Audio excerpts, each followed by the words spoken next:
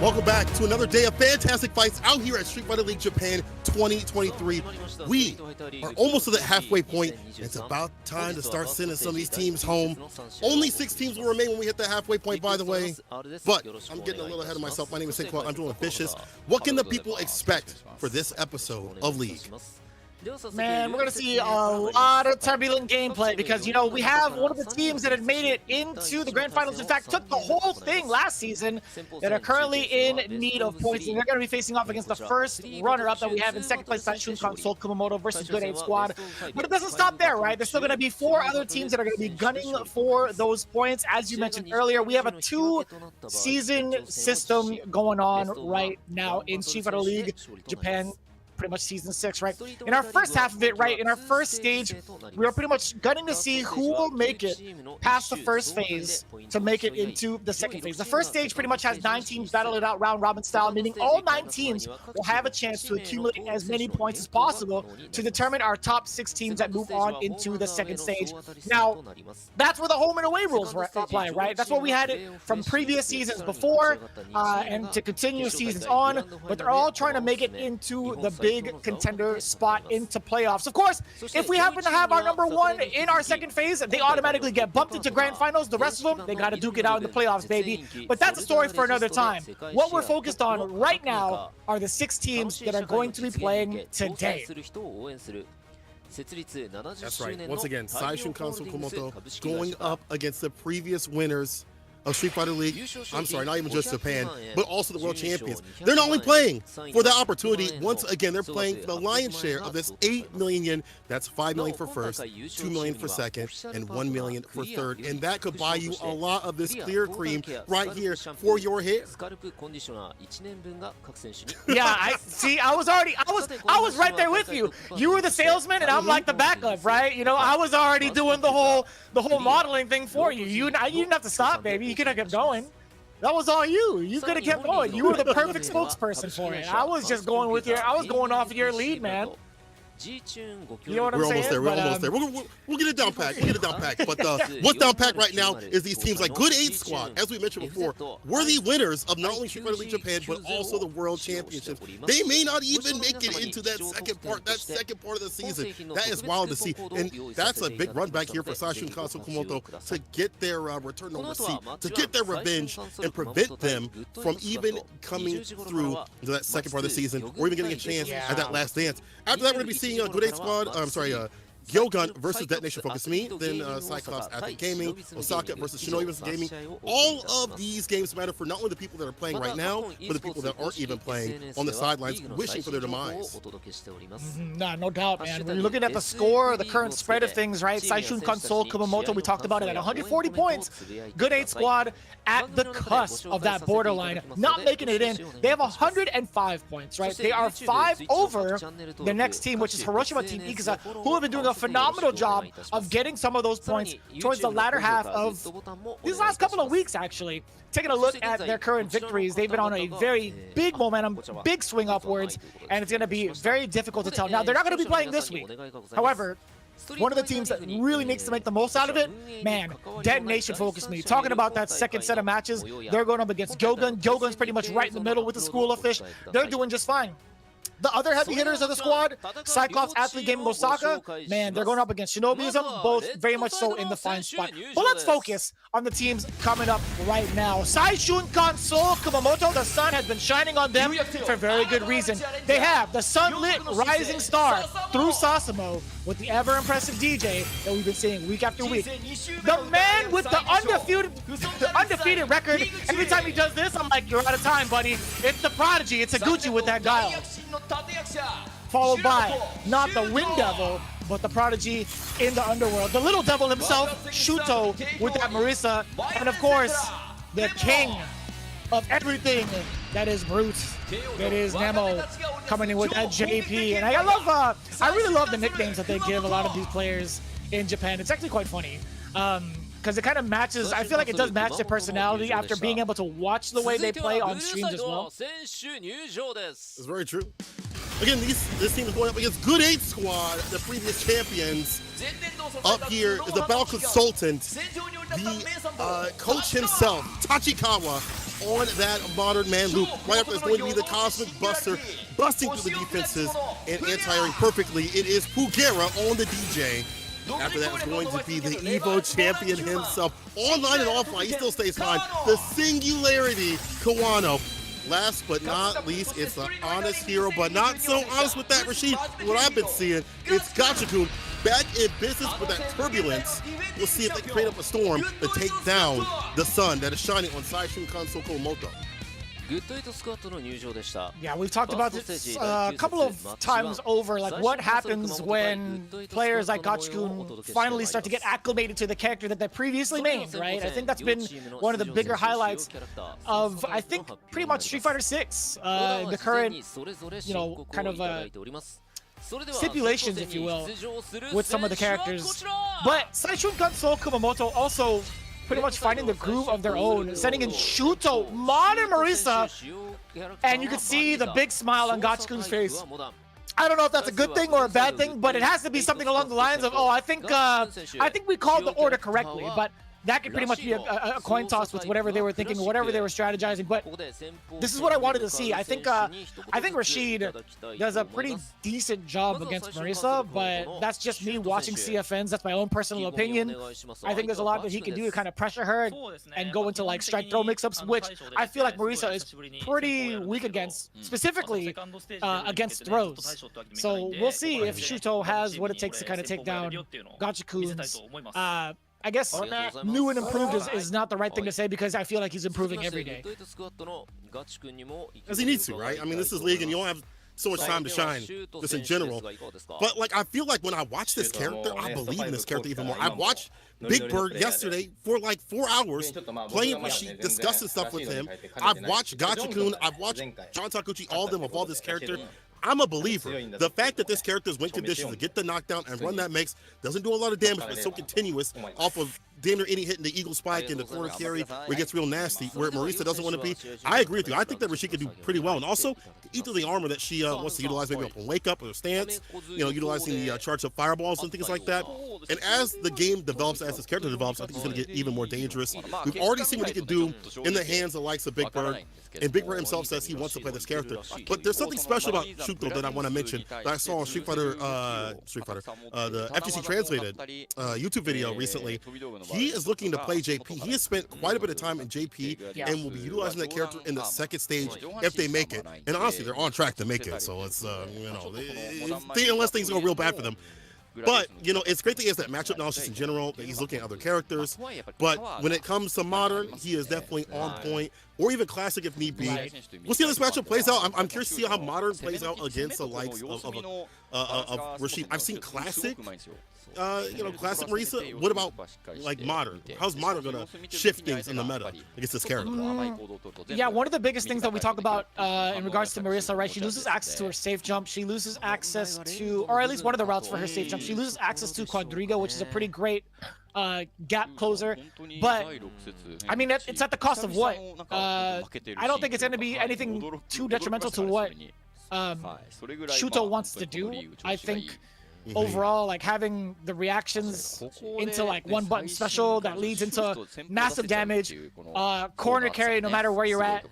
And then still being able to have high damaging combos that lead into SA3. I think overall it's a pretty decent trade-off, and I don't think it's going to be something that's super beneficial to play into Classic against someone like Rashid, right? I don't think there's going to be a significant difference, but that's just outside looking in, right? Maybe there's something that GotchaKun has to kind of shake that up, maybe to kind of force Shuto off of modern.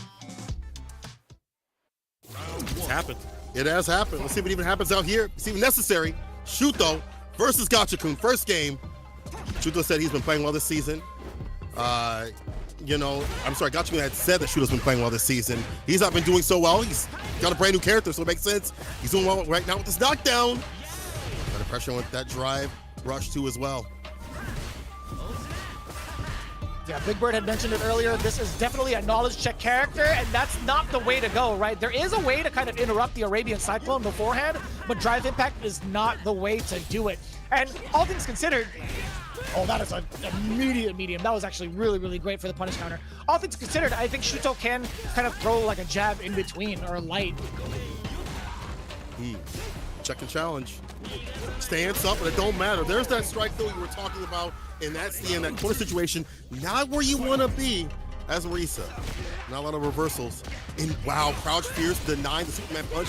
We wake up with violence, gets the knockdown and the throw. That's not bad. He's holding on for this positioning right now. I think, you know, obviously he wants to kind of keep it compact. He doesn't mind blocking a couple of the advances that Shuto has, but eventually it's going to add up. It's going to catch up to him and fold. Turning him into a press. Now into the corner. This is going to be tough. What a track down two. That's one of the better things about modern Marisa is that she still keeps her air target combo intact. Not too bad at all. Very good option. Jumps away from that throw pressure. We've seen that continuously. Not going to get caught again. That's flat, and that's a wrap. Ooh. Yeah. Shuto said, he said, bro, I can play whatever position you need me. First, second, or third, I got it all, baby. I'm more surprised at the fact that it touched the wall for the splat. Yeah, we talked about that earlier, right? Being able to breeze right through with the super art if need be. Now, level 2, totally fine with Shuto, willing to spend that. The big whiff punish game from the little devil as well. Forward throw. He can't take any more of these. Really can't. Right way outside the corner, the crouching light kick. Such a good opener. You get also crouching mid kick right after. Look at that. Back to square one, but you need a lot more damage to get it done for GyoGun. A lot more of these sequences. And Shuto's been just up backing continuously, and that's a wrap again. Man, timing has been on point here from Shuto. I love Shuto just backing away from negative frames and then waiting for the counter poke, because as soon as GyoGun has finished with his spinning mixer, he'll delay it, right? He knows for sure it's not his turn afterwards. So all Shuto's looking for is like, all right, well, I'm going to let him think it's his turn after that, but little does he know, I'm going to be whiff punching. Really well played from Shuto. Exactly. Think about Rasheed's like, his buttons, you know, they're not really the best in terms of like gaining ground in the neutral. Stand fierce, crouching medium kick, pretty decent, but like stand medium punch, kind of stubby. Stand medium kick, kind of stubby too as well. Shuto knows the ranges, but here we go. To the corner we go. I need to see some pressure. Charge up fireball. Wind sword. No option just yet. What's wild is Shuto's been blocking majority of that onslaught, or actually parrying most of it, but it was GyoGun who was at the deficit in the drive gauge battle. Now forward throw, he gets to go up to him again, and Shuto thinking the back dash was gonna be enough. Not a punish counter, not quite, but still GyoGun exposes the low. ODDP against the info, got too bold with that option. Now we're seeing more reversals and anti-airs, perfectly spaced too as well. Falls out the wake-up parry and runs a Yasar, who hadn't seen these levels being utilized previously, and this is one of the best ones in the business. Oh, finds the overhead opener. Yeah, that was a big punish counter against the throw, right? Catching the recovery of that was really well placed, I gotta say, from GyoGun, and that's gonna be more than enough damage after that low forward drive rush cancel. Yeah, so he kind of faked them out, right? He got into his space, backed up just a little bit, got the throw bait, and into the overhead, right? That was a big punish counter. GyoGun laying out the traps for him as if he never skipped a beat from 5. That Isar is so difficult to try to contest. Like, you gotta, sometimes you want to try to like walk and block against it, but if he's moving alongside with it, it's hard to tell when to press a button. Exactly. And the corner kick, it's off of that, amazing. And the fact that, honestly, if you get aggressive with it, you build up another one, sometimes in the same round. Yeah. This character's good. Rasheed's good. Yeah, we talked about it before, man. A lot of people kind of dismiss them early, but that's just the nature of the beast when it comes to new fighting games. People will kind of dismiss early DLC characters. But to be fair, Rasheed has had that history in Street Fighter V, right? The first 3 seasons he was slept on, but not this time. OD spinning mixer coming in with the enhanced. Yes, so I love the movement option off of the enhanced whirlwind, or at least the jump, the special jump that he has. Drive rush, man punch, drive rush will get the one more decision. The throw will do it. And shoot though, staying solid. Set point to him, his defense has been fantastic. Avoiding all these bad situations. You've only seen the ODDPs a little bit from the sock, the GyoGun. And again, not getting sauced up or sequenced up or placed up in the corner has been the name of the game for you for Shuto. Oh, the whip punch! I've not seen someone whip punch that same heavy kick. Damn! Yeah, it lingers for a really long time too, and Shuto knew it. He was just outside of range. He could be killing here, I think. No, I don't think he's gonna be quite dead just yet. Yeah, just one more touch. It's hard. Oh, that was scary. How can you bring this back? You gotta play perfectly, bro. Plus, yes. More so because they're in burnout. Stagger step a little bit. Stand fierce.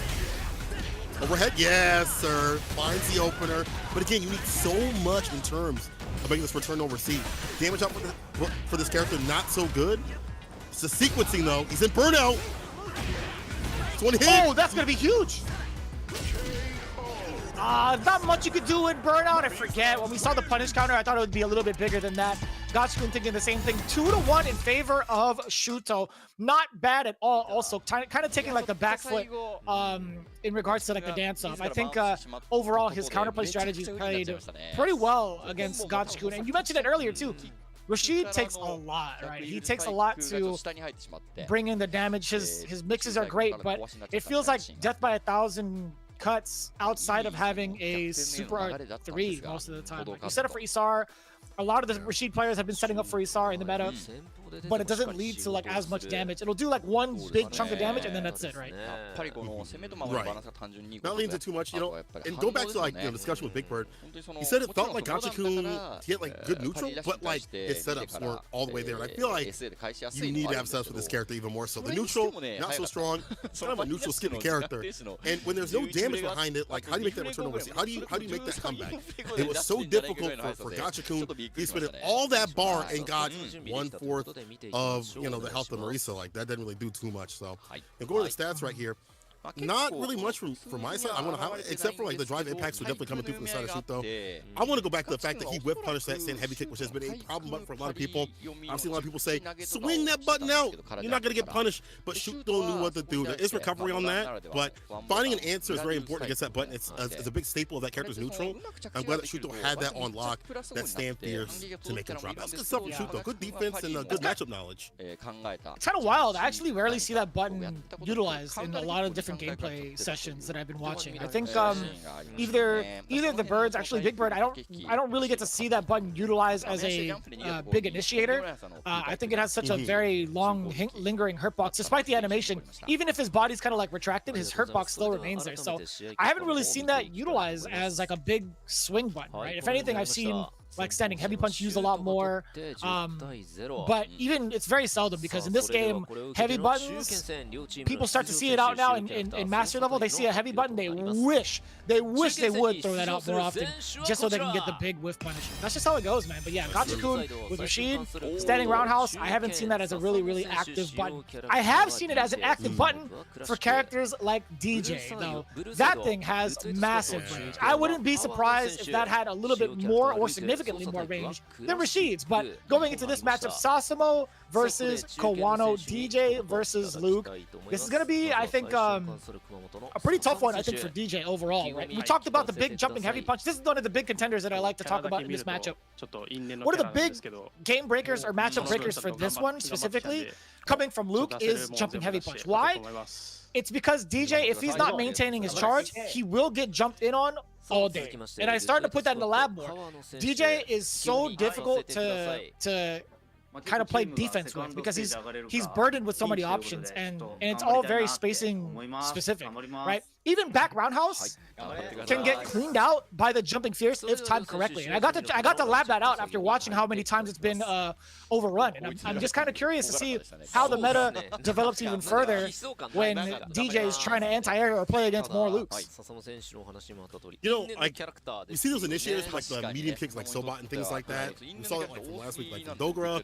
We've seen it from some of the other DJ players too as well. That can also get clipped by that jumping situation. We've seen also people just go for a neutral jump to clip some of these long extended limbs. Saying heavy kick, even saying medium kick sometimes too as well are dangerous. And I think you're definitely right about like DJ having to think a little bit more about them anti-air situations. That also leads into, oh man, I had to worry about drive rush overhead, which leads into so much for the likes of Luke, the damage that can be dumped out. However, this is no normal DJ. Congrats to Sasamo. I saw on his Twitter recently that he is the #1 DJ in the world currently right now. We'll see what Dogra has to say about that a little bit later.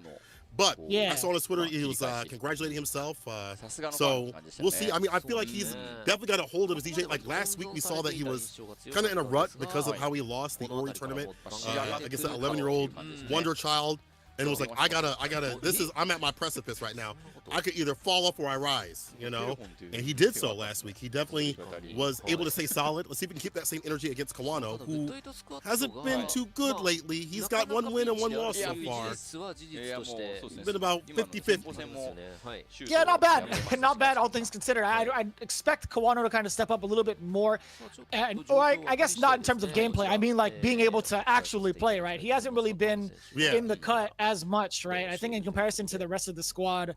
But Tachikawa, right? Tachikawa's been like the main step in for the Luke play, but also being able to use multiple characters. So I think overall, Kawano's been in good hands with the type of training he would get from his own team, from Good 8 Squad.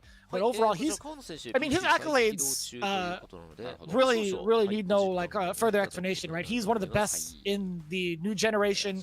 He understands what it takes to kind of take down any sort of matchup, and he has the character to do it. I think with Luke, him seeing a little bit more battle right before the second phase, if they happen to make it. I know it's a weird thing to say if, because they're currently at 105 points. I think this is a big deal, right? Getting him warmed up for the rest of the matchups that he needs to, because I haven't been able to watch a lot of Kawano lately, but I'd imagine he's been in a little bit of like some of the other characters, in a bit of like a character crisis. He's just kind of stuck on Luke. I mean, every time I watch his stream, he's cycling through 3 to 4 to 5 characters. I don't know if it's just him trying to understand the game, understand those characters, or if he's just like, I need other mains since he had in 5. But I feel like when your team's riding on you and you haven't really came up to bat so often, you maybe haven't had the results that you would like to have, and right now you're saying, I'll do my best. We need to see more from him. We need to see him lock in a character, the character crisis stuff. It's going to hurt you longer and longer as the league goes on. Even if you make it to the second half of the season, you have people that put in months upon months of practice compared to maybe your weeks upon weeks. Evo champion or not, that is a tall order and a tall ask for you to stay solid for your team. He is going to the classic Luke, which we've seen him work with Modern. I think he can switch back and forth if need be, kind of like shoot though. But I'm hoping that this is the character that can take him to where he wants to be. You know what I'm saying? And this is going to be a tall order just in general. You're playing against someone that's played a lot of Lukes online continuously. You play against someone that's played a lot of classic Lukes. And likes the Sasmo. I've watched Sasmo stream. By the way, Sasmo streams people, if you didn't know. Make sure you watch his streams. He's a really cool guy. He speaks English. And I think fluid English in Japan, obviously. Japanese, I mean. But I'm wondering how this is going to go. I need to see Kawano rise to the occasion, because Sasmo definitely has recently, and it's not going to be an easy match for him. No doubt. Yeah, currently looking at his previous performance against Storm Kubo. Obviously took it down 2-0. Very impressive stuff, considering what he had gone through over on the Beast stream a little bit prior. But looking at it, yeah, I mean, I'm looking at week 6. He played in the sudden death match against Fenrich. He fell short there. He played off against KB's JP. Fell short a little bit there. But yeah, overall, it's been kind of rough for Sasamo. I'm not gonna lie.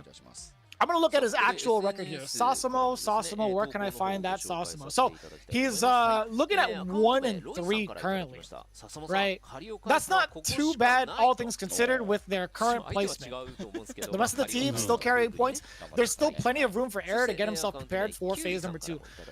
My question is, if he has any other characters kind of prepared for like the JP matchup. I think DJ does pretty well against JP, but in case he needs it, would he have any sort of like practice with other characters? Because he's part of the Ibushigen camp, right? He's part of team Kakuru, Yanai, and then one other player that I might be misremembering. But yeah, those 3, they do so much work in the Ibushigen camp. So we'll see. You can see it on the top left, right?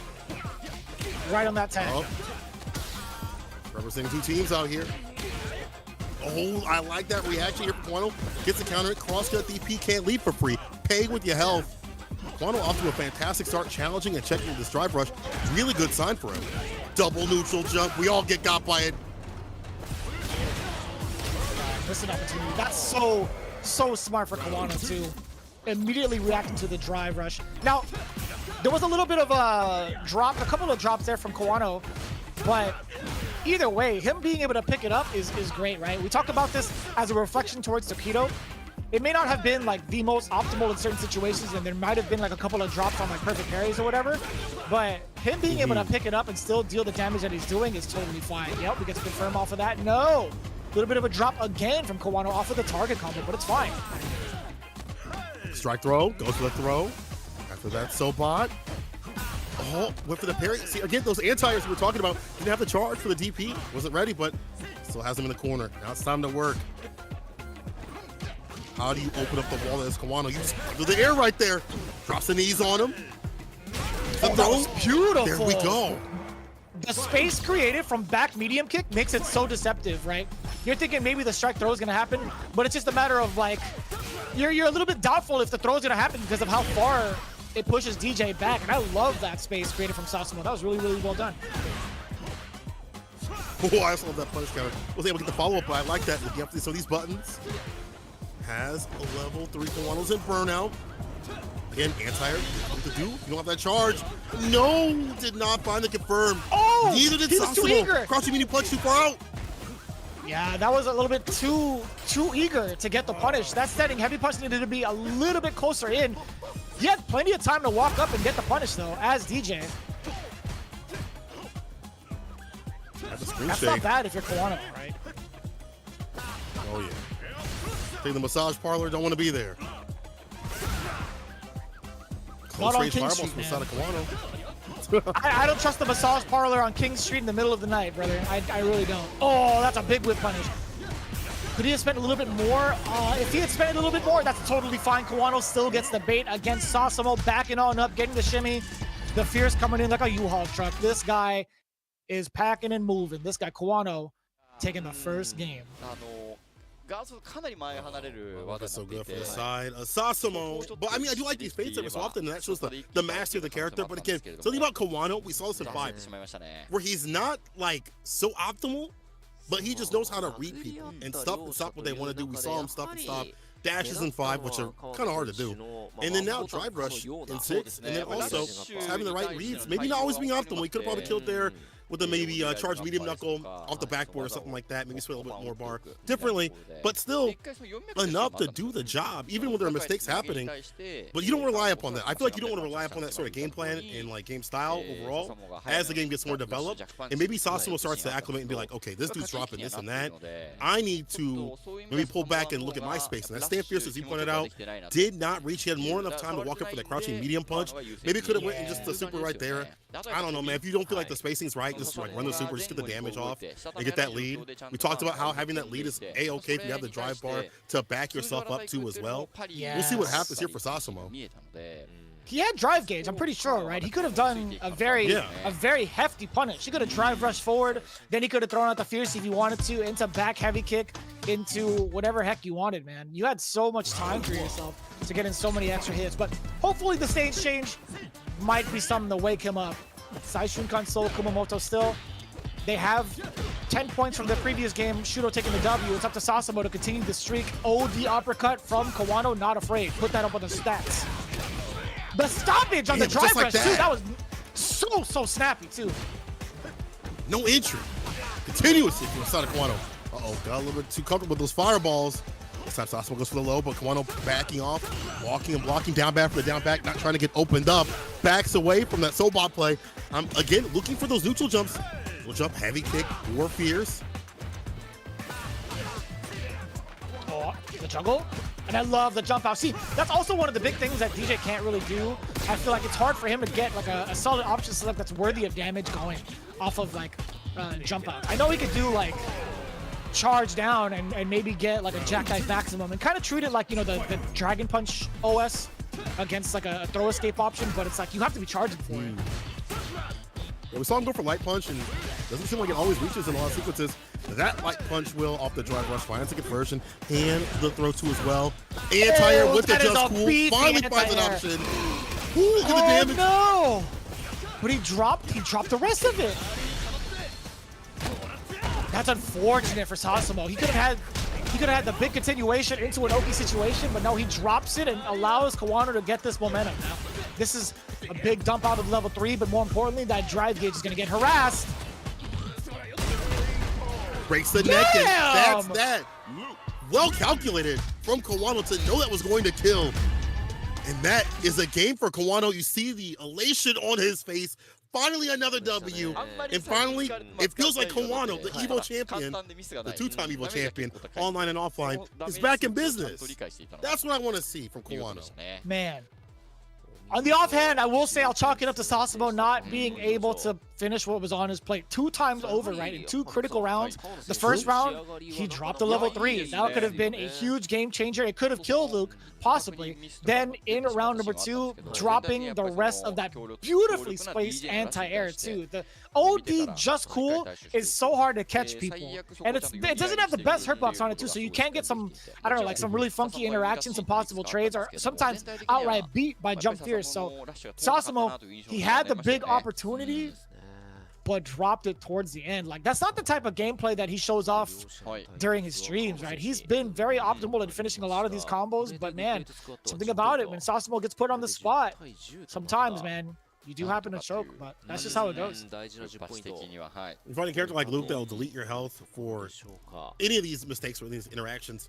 It makes it even worse. Even though it didn't happen all the time, we didn't see that many optimizations from Kumamoto. But I did like the overall idea to stuff and stop the drive rush continuously outside the right distance, into that perfect spacing. Maybe didn't always get the most optimal combos from crouching light punch and the medium punch counter hit or whatever after it, but still had the idea to stuff and stop what this character wants to do, is drive rush light punch.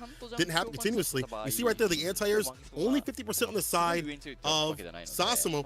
Again, hard to do so with this character. You still have to think about that. I feel like we looked at Bagheera for anti-airs and how that's evolved with his DJ.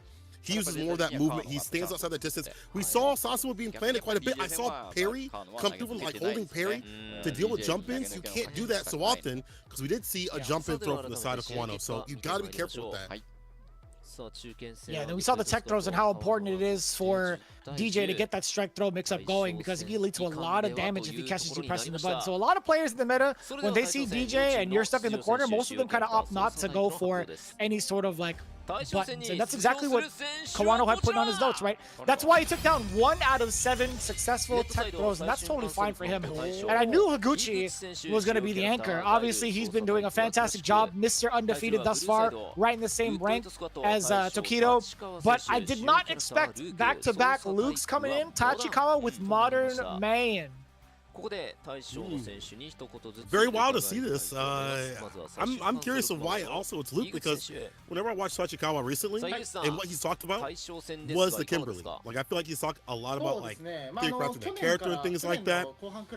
And now he's coming up with a Luke. I mean, I feel like if you're going to be fighting Guile, Luke's probably a better option than Kimberly, so it makes a little bit of sense. So if they called that order, it makes sense to go with that character. And this is a man with many characters. He's got the Sim, got the Kimberly as well. But Higuchi, man, something about him, he just stayed golden with this Guile, bro. If you in Japan do not understand why this character is so strong, you have to be playing Higuchi, because he has been not only great out here at League, but whenever I see him stream, like, he is on fire with this character. We've seen it out in the States. We talked about this last week. This character is good up, like, over in the States, over in EU. He's doing a lot of work. Not sure why people don't believe in him in Japan. He is hard to play at high level, but I'm not sure why they don't see the strength of this character. I'm not gonna lie, man. I think Japan probably finds Guile boring. I don't know. I'm trying to like sift through like the barrel of philosophical like statements that Japan has been providing, but I just don't see it as to why they wouldn't pick up Guile. Like, there has to be even some other players that I've I guess not necessarily players, but like certain people that are in the scene kind of talked about it as well. It's like I also don't agree with the general consensus of Japan thinking Guile is weak. I don't understand why. I'll name those names eventually, but yeah, I think overall it's a very interesting kind of idea that Guile is not within the top 5 for Japan. But Higuchi, again, showing off that light, right? He's currently undefeated. Maybe they're downplaying him, right? They're intentionally doing it. On the other hand, Tachikawa, you mentioned this earlier, you might have thought that Kimberly was coming. He's had a phenomenal win streak going on. He's 5 for 6, if I'm not mistaken. He's actually one of the top point earners currently in the league.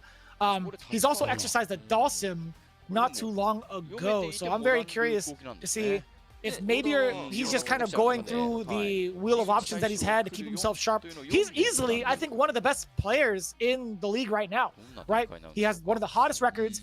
He looks so comfortable and so well informed with the characters that he's playing and the way that he's been playing.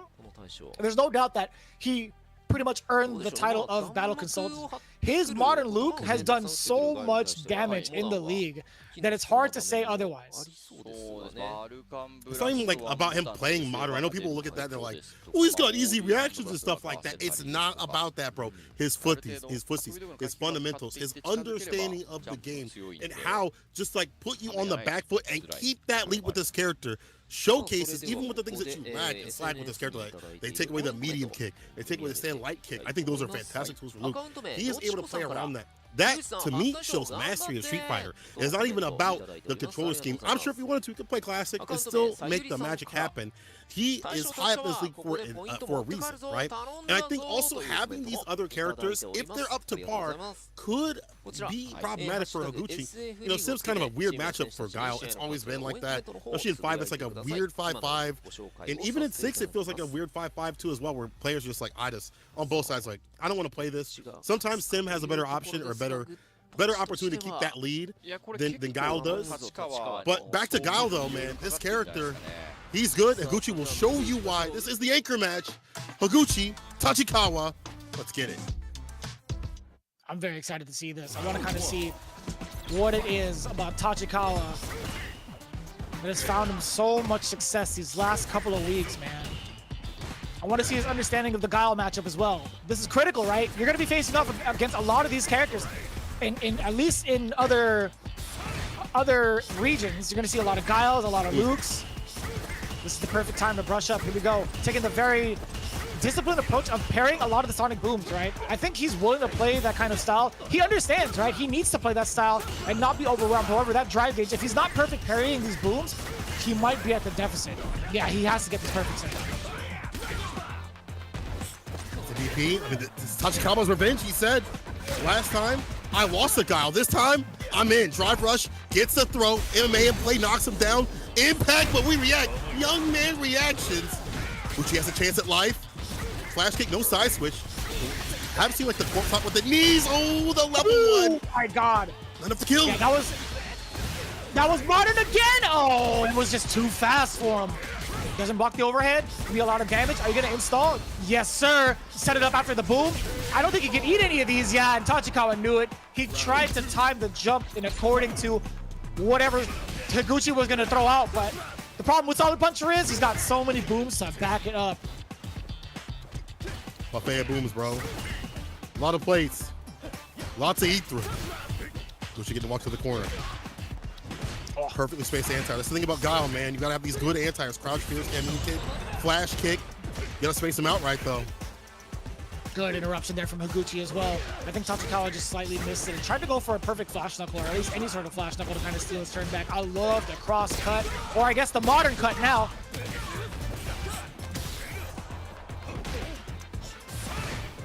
Strike though has been so good from the side of Tachikawa. Ambiguous what he wants to do. A lot of things to think about if you're Higuchi.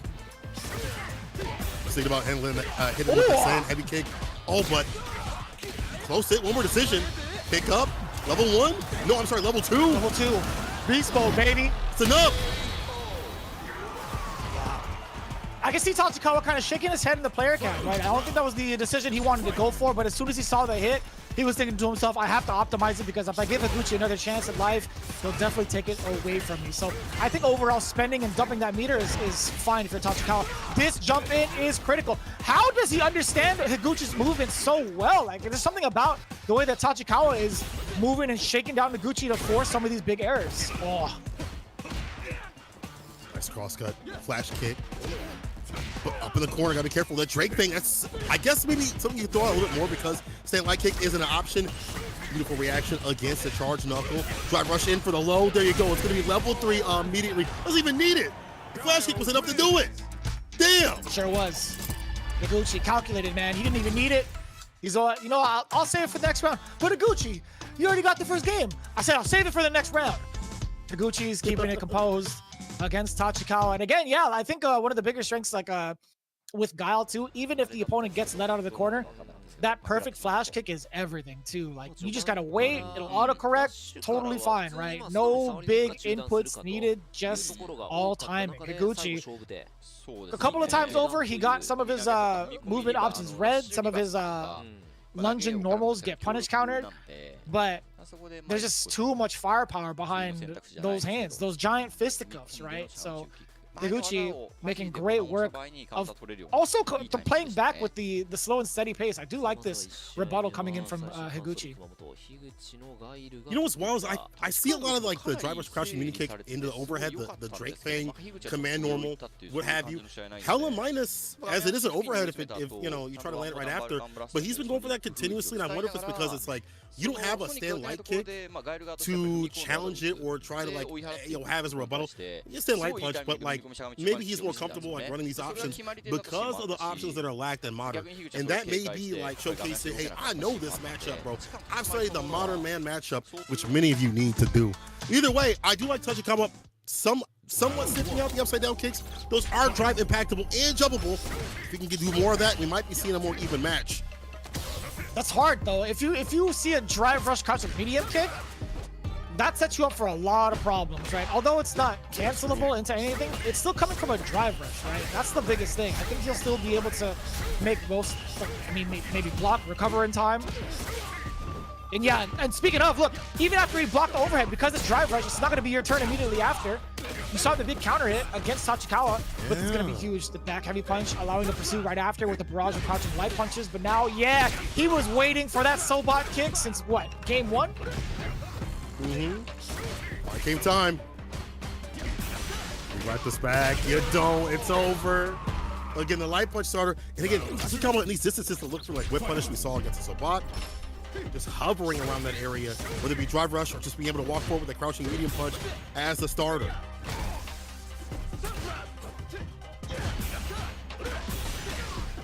Oh, that delay on the crouching heavy punch and caught Higuchi moving? That's kind of nasty. Oh, I love that sequence. Yeah, he still gets to cancel into level 3. So smart from Tachikawa. And this is going to be, yeah, that's got to be like, I can't tell if that's modern damage because of how many hits happened prior. But I think that might have just been modern. Desperate comeback right here. You walk forward, just gain a little bit more bar. We go for it. Level 3. Let's go for the sweep. Walk up throw. Can get hit the one ODDP or a reaction DI. Lets it fly to stay in the game. Okay. Tachikawa evening things out. That was fast. What just happened? We were talking about the slow and patient game that Higuchi was providing for Tachikawa. He's like, hey man, let me see what you're about. Let me see if you're able to kind of play off against some of these booms. And then Tachikawa, the next game over, I was like, what? How, where's the booms, man? Like he just walked up in there. That's crazy. Maybe that's like the way to eliminate that like that zoning game. Stay up close as much as possible, and don't have to deal with like drive rush, crashing medium kick, which was such a big opener previously.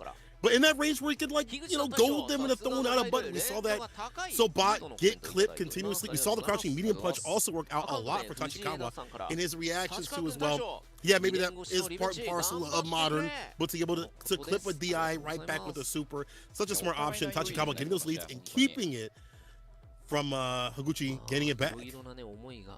Yeah, I think Higuchi, if I'm not mistaken, the last 2 rounds, I think he was playing it very aggressively. I think he opted for drive rush out the gate. I think he tried that with drive rush for medium punch. He did happen to catch Tachikawa slipping on that one, actually, because it does leave you plus. It is your turn after that, so long as you follow it up with a lighter normal. But yeah, I think overall, I think Higuchi being a little bit aggressive may not be the style. It may not be the play. I think he has to go back to what found him success in the first game. But immediately, exactly what I was talking about. He started off very offensively, then puts himself in a very bad position to get clipped in the air. Overextended. Get that crouch pierce in time. The overhead, perfect space, perfect parry though. Punish him and put him in the corner. Yeah. Not looking for damage. Baits out the ODDP. Suppressor as a starter. Level 1 to kill that drive gauge. It's almost done. What good drive impact. Spell doom for Higuchi. He's looking for it. Even playing around the idea is important too as well. Yeah, that trade's gonna be just fine for Tachikawa. Really smart too. And that was a standing heavy punch, right? The activity on that bad boy is gnarly. It's got a lot of range to it as well. Speaking of a lot of range, just like that. Perfect knuckle on perfect knuckle violence. with the throw as well. You could now tease that idea because of the fact that Higuchi, he got his OD flash hit blocked last time. So good on Tachikawa for that recognition. We got the side switch. We got the pressure. We got the green stuff, but the reversal coming in from Higuchi. Anti-air as well. Yes, sir. I've seen that somewhere. I've seen that from I'm Still the Daddy stream. Yeah. Just caught it. He catches him with that low. Lives into level 3. Got on the Sonic Stepper once again. Gonna be the win. But still, another drop gauge to utilize can back up the OD Sonic Boom for the finish. But this is the style that you need to play. Switch up for those moves. It can't be neutral with the normals all the damn time. Throw pressure coming in again. Back roll from Higuchi. He's going to use that drive reversal one more time to maintain the distance, but also bait Tachikawa into jumping over the Sonic Boom. You can't cancel it there. Tachikawa actually shaking his head. He's like, oh, I could have just gone into level 3. But instead, he went for Fierce, the Knuckle. He got clipped with the drive impact. Now it's going to be Higuchi in full force. All the momentum in the world, too. Chipping away at Tachikawa. He's in complete burnout, too. You can't jump over it, player. Really can't. Gets him with the low, though. Tachikawa has a lot of work to do. He'll go in that level 3 to kill the drive gauge, at least. Give him a lot of room to breathe. And also, he'll build up his gauge, too, as well. Could give himself, like, impact into, like, maybe one more sequence after that. Again, can also just tease the idea. Say, hey, this is what I'm going for. You know that I know. Back up in the corner. The flip out is there. Unfortunate. Did not time the impact. That allows Higuchi to stay solid, find a punish, and put himself on game point. Yeah, I think Tachikawa had the idea of maybe Higuchi will sit still for this one, but Higuchi literally jumped back 3 times in a row. He literally had gone up back. He was holding up back for dear life 3 times in a row. He didn't care. He knew already. He knew already that the drive impact was coming. It was up to Tachikawa to have that recognition available and choose a different alternative. If Higuchi was going to jump, I think your best bet would probably be, like, obviously try to get a knockdown, get something meaty enough, and then score that drive impact. But easier said than done, right? Tachikawa making one slightly off read against Higuchi. And to be fair, nobody expects it 3 times, right? Nobody expects the jump back thrice over. That's true. At the same time, again, playing around that drive impact, or just playing around burnout in general. It's like the name of the game. Hey, I like that. My man held north to not go south. Sometimes you have to do that, and Higuchi now puts himself on game point. I also like the change up of throwing down with the projectiles. It's not just about those normals. We've seen my man get a little bit too aggressive with drive rush, medium punch, and then, of course, sometimes it'll hit. Sometimes it won't round start with it. But he'll try to drive rush in again, and it feels like he's overextending, utilizing that bar in the wrong way. Now he's using a drive reverse to put things back to neutral, to sling out the Sonic Booms, and now he's on game point. It's all looking like a Gucci.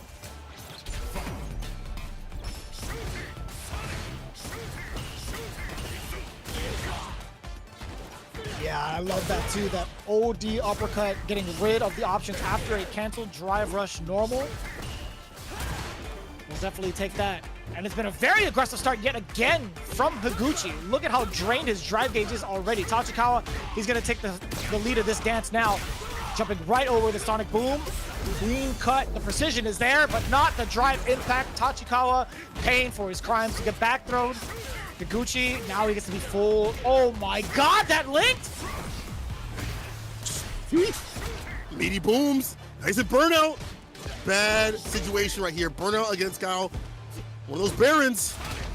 No whip punch against attack, but it's only one more hit to connect. Level 1 will give him another chance at life, but it's done. The OD Sonic Boom on Wake will put him to sleep. That's almost defeat here for Tachikawa. Set point for Higuchi. Tachikawa actually threw out the fireball thinking he would get himself a level 1, but it didn't build enough meter, surprisingly. That was actually kind of nuts. Oh, I was hoping he landed on the boom, or at least the Sonic Cross. That would have been so sick. And Higuchi, he's backing away. He used a crouching heavy punch. Interesting, but yeah, after that slight mishap, he's going to be backing away. You already know how. Was he completely ready for it? He was holding back forever, waiting for Tachikawa to jump over. Now you get to set up a Sonic Cross. No, he's going to go for regular boom. It's all in his hands right now. He has such a big lead. A lot of drive gauge again. Utilizing that other bar to get the end right here. Tachikawa's got to be careful. He's almost at burnout himself. And yeah, it's the perfect parry. You have to keep your gauge as much as possible. That allows the drive rush throw. Strolling on in to get that grip. One more hit. It'll be it. Higuchi, he knows it too. What? That was sick. No way. Oh, man. That was so short-lived. And Higuchi still staying in killer mode. The reaction to the drive impact, Tachikawa thought he could sneak one in there. No, sir. He was on guard. But can we talk about the spacing that Tachikawa had and timed it perfectly to get the throw against the forward heavy punch? That is a once-in-a-lifetime interaction, I feel like. And I do mean that. Like, how often do you get to see the throw against the forward heavy punch while the Sonic Blade is chasing you? That is nuts. That was actually insane. Hey, big ups to Tachikawa on that one. That was extremely well done up until the last drive impact. What happens when you don't have any health to play with? Unfortunate. And again, you mentioned just drive impact. That is going to be a stat I definitely want to look at because it felt like that was a big reason, or at least part of the reason, I should say, Tachikawa's demise. A lot of drive impacts were routed back from Higuchi. He had proven that he will react damn near every single time. Don't need modern. He's got it on the classic. And Higuchi, the young man reaction, stay solid. 3-1 against Tachikawa, further breaking that beautiful record that Tachikawa had. And unfortunately, Tachikawa not able to get revenge against Guile. And again, listen, Japan, you gotta be looking at how when Higuchi's really locked in and utilizing the fireballs right and proper, zoning, dumping out the damage, just challenging everywhere on the screen with these sonic booms and forcing you to jump and making you antsy. You have to be looking at this character and how strong he is. Like there's no way that you're watching how Higuchi's playing and saying that character is weak. It don't make no sense. It doesn't. Considering his record now, Higuchi is still undefeated. That's right, ladies and gentlemen. He is currently undefeated. So if you were to tell me Japan still thinks Guile is weak, and I will chalk it up to this one. I think I will kind of like submit to everything that's been memed on Twitter. I think this might be a downplay of sorts, right? Higuchi now currently sitting at 5 matches, 5 wins, currently at 60 points, considering he's been a part of the anchor match this time around. So that's really impressive, really well done. Not a lot of players, only one other player actually has that record, and that's Tokido. And speaking of which, as we get our interview going, hey, guess what? Saishunkan Solo Kumamoto ties FAV Gaming at 170. What? Oh my god. And that means Good A Squad only leaves with like what, 10 points right here, so that's them with 15, only surpassing for now Shinobism Gaming. It's still not that far from Hiroshima Team Itsuka. Like not that far from the starting line of the bottom tier teams right now. Nemo says my team is strong. I was relaxed watching it. And by the way, we get to talk about this about Nemo, but he is looking into playing DJ. I don't know if it's just like the mirror match got him feeling like that, or if he needs another character, but he's looking to playing DJ too as well. Shuto says he hasn't played first in a while, and again, we've seen Shuto as kind of like the closer, right, for a lot of these matches. But the fact that Higuchi was able to step up and say, I can close too as well, that shows you the strength of Saishunkan Kumamoto. They are that much more well-rounded than what they were previously. Where previously, it was Shuto born and bred to kill legends. Now it's Higuchi too as well. He's staying golden out here. Yeah, he's been a part of that class, right? In terms of the new generation, I think it was like Shuto, Higuchi, Yamaguchi as well. I guess Naomin too. Yeah, that entire class of killers, I think Higuchi has really made a name for himself. Now, Shuto obviously having the prestigious Marisa run earlier in Street Fighter League and also having a fantastic performance over at EVO. I think Higuchi has been one of the main killers league after league, season after season, right? A lot of folks kind of don't get to check up on Higuchi as much because he's not going to be out smoking, he's not going to be on Twitter. He is streaming, but it's a very subtle type of stream where he's just playing out his matches and he'll play first to 10 exhibitions with people. But yeah, man, Higuchi is definitely one of those cats. Despite all that, he still manages that W as the anchor. And he had mentioned it himself. I was nervous being the anchor, but I'm still happy that I won. The fact that this kid still feels nerves is nuts to me. That was the problem that he had 2 seasons ago where he was like, man, I got to get control of my nerves, and his team worked with him. And in the last season, my man was cooking cats left and right. He got those nerves under control, utilized them as a power-up, and stayed dominant out there too as well. You know, I feel like he was one of the biggest point earners, not only for his team, but in the league too as well. Here's the drive impacts not working out. You see only one of them from the side of Tachikawa, 3 of them. I feel like most of them led to his demise, to be honest. They were towards the end of situations, or if they didn't, they would lead to Higuchi routing things back into his hands. The drive impacts right back though from Higuchi were solid 6 out of 8 from his side of things, and his anti-airs were pretty good on point too as well. It's strange that we see 100% from the side of the jump ins from Tachikawa. So he had a read on the booms in these jumper situations, but it wasn't just enough. I feel like there were I guess they were. That's strange though. 100%. I thought he got anti-aired a lot more than that. I feel like that's not 100% for the side of Tachikawa, because not all of his jump ins caught. I'm bugging. No, he did crouching heavy punch a bunch and uppercuts against Higuchi's jump in, right? He's 4 for 4, yeah. But also for the reverse though. Oh, yeah. I'm right. Never mind. Yeah, you're chilling. You're fine. Yeah, Tachikawa, I think he was on point for the anti-airs, right? He utilized a lot of crouching heavy punches against the jump out options. He did crosscut DPs also against Higuchi. This was like early on in the set too. So yeah, we haven't seen a lot of jumps since then from the side of Higuchi. That was the thing. All of them pretty much occurred in the first couple of games. So you were right. Yeah, Tachikawa, he had 100% on anti-airs. Man, that is, again, I feel like if you want to learn how to like fight a modern man, I feel like you need to watch these matches, y'all, because we've seen what people are doing to acclimate. Like, that's one thing right there. Like, look at what they're doing. Like, and don't go for jump-ins. Stay focused on the ground game and play the reactions. Also, I'd like to play around with these things right here at the top. Can I get one of these dolls? I'd like to set them up behind me. Well, you can't see because I have the green screen, but maybe Old would like to play with one of those. Come on, Capcom. You're gonna give the Jury doll to, and Chun-Li and Ryu to Odin? He's gonna tear that thing up to shreds. You're gonna need more than just one. Just like I need more than one of these hoodies, shirts, sweatshirts, etc. I need more than one, man. I know where they got mine. St. Cola still needs to get his one, but I need the entire collection. And if you're also in Japan, be sure to check it out. Use that QR code. Boom. Wait, yeah, right here. Yeah, I was right the first time. Be sure to scan that bad boy in. If you have a way to kind of get it shipped to wherever you're at, I highly encourage using like a third-party reshipper. I do that for some of my things to import stuff from Japan, but it feels great. I actually put on the sweater the other day when I was going outside for a little bit of an extra sweat during my walk, and man, it feels so comfortable. It's such a comfortable fabric, so I highly encourage you guys to get it, especially with the graphic on the back with the Akuma, the Super Turbo one. Ooh, chef's kiss. I highly encourage it. And again, you guys have been tuning in to Street Fighter League Japan for all the information that you need on players, the communities involved at Capcom_esports. They retweet all of the teams involved in Japan and Street Fighter League Japan that show off when the caravans are, the meet and greets, the public viewings for all the fans to kind of congregate. It's such a fantastic deal, and just as fantastic as the artwork that we have here too. That's going to be placed on a lot of the t-shirts that you see on the commentators from Japan. In fact, they're going to show the next screen over with Aru and Hamiko rocking the shirts, and I highly encourage you guys to pick it up because this is limited artwork, by the way, limited time, limited artwork. Be sure to pick it up because this is sick. Limited? Come on, Capcom. Limited time to 71. Let me get one of these. I'll take the long sleeve blue one. Even the black one would be fantastic.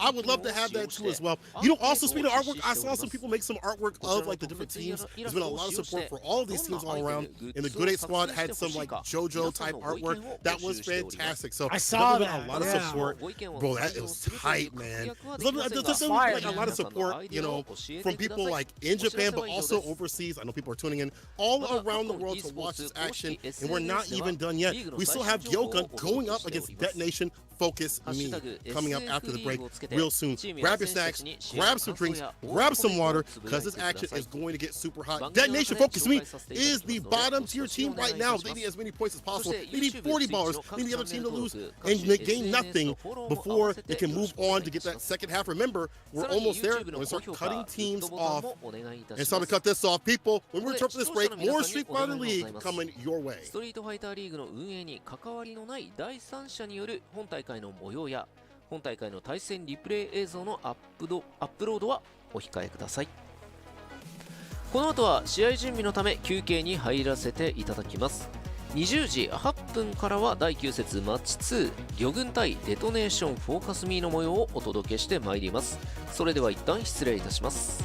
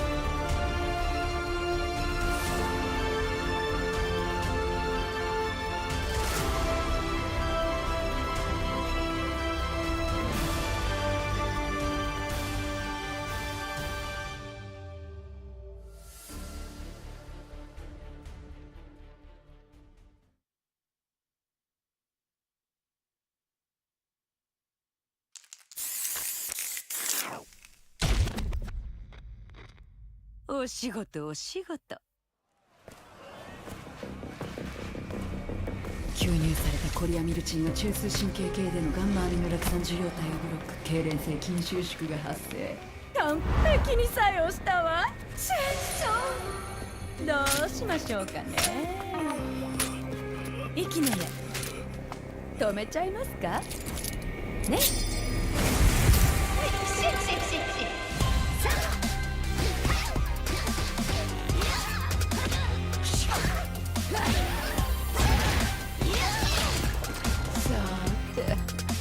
お手入れお手入れ。毒がよく回りそうですね。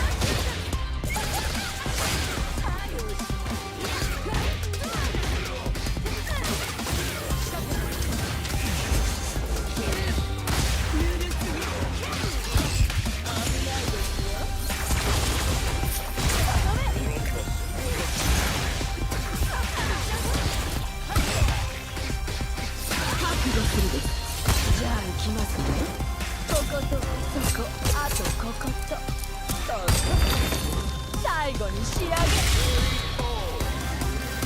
毒回りましたか。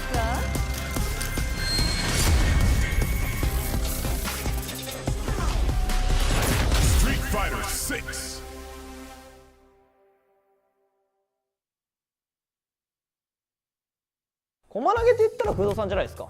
そうだね、駒投げでね、7年間過ごしましたからね。相談室駒投げを打つ打たない 50% だとするじゃん。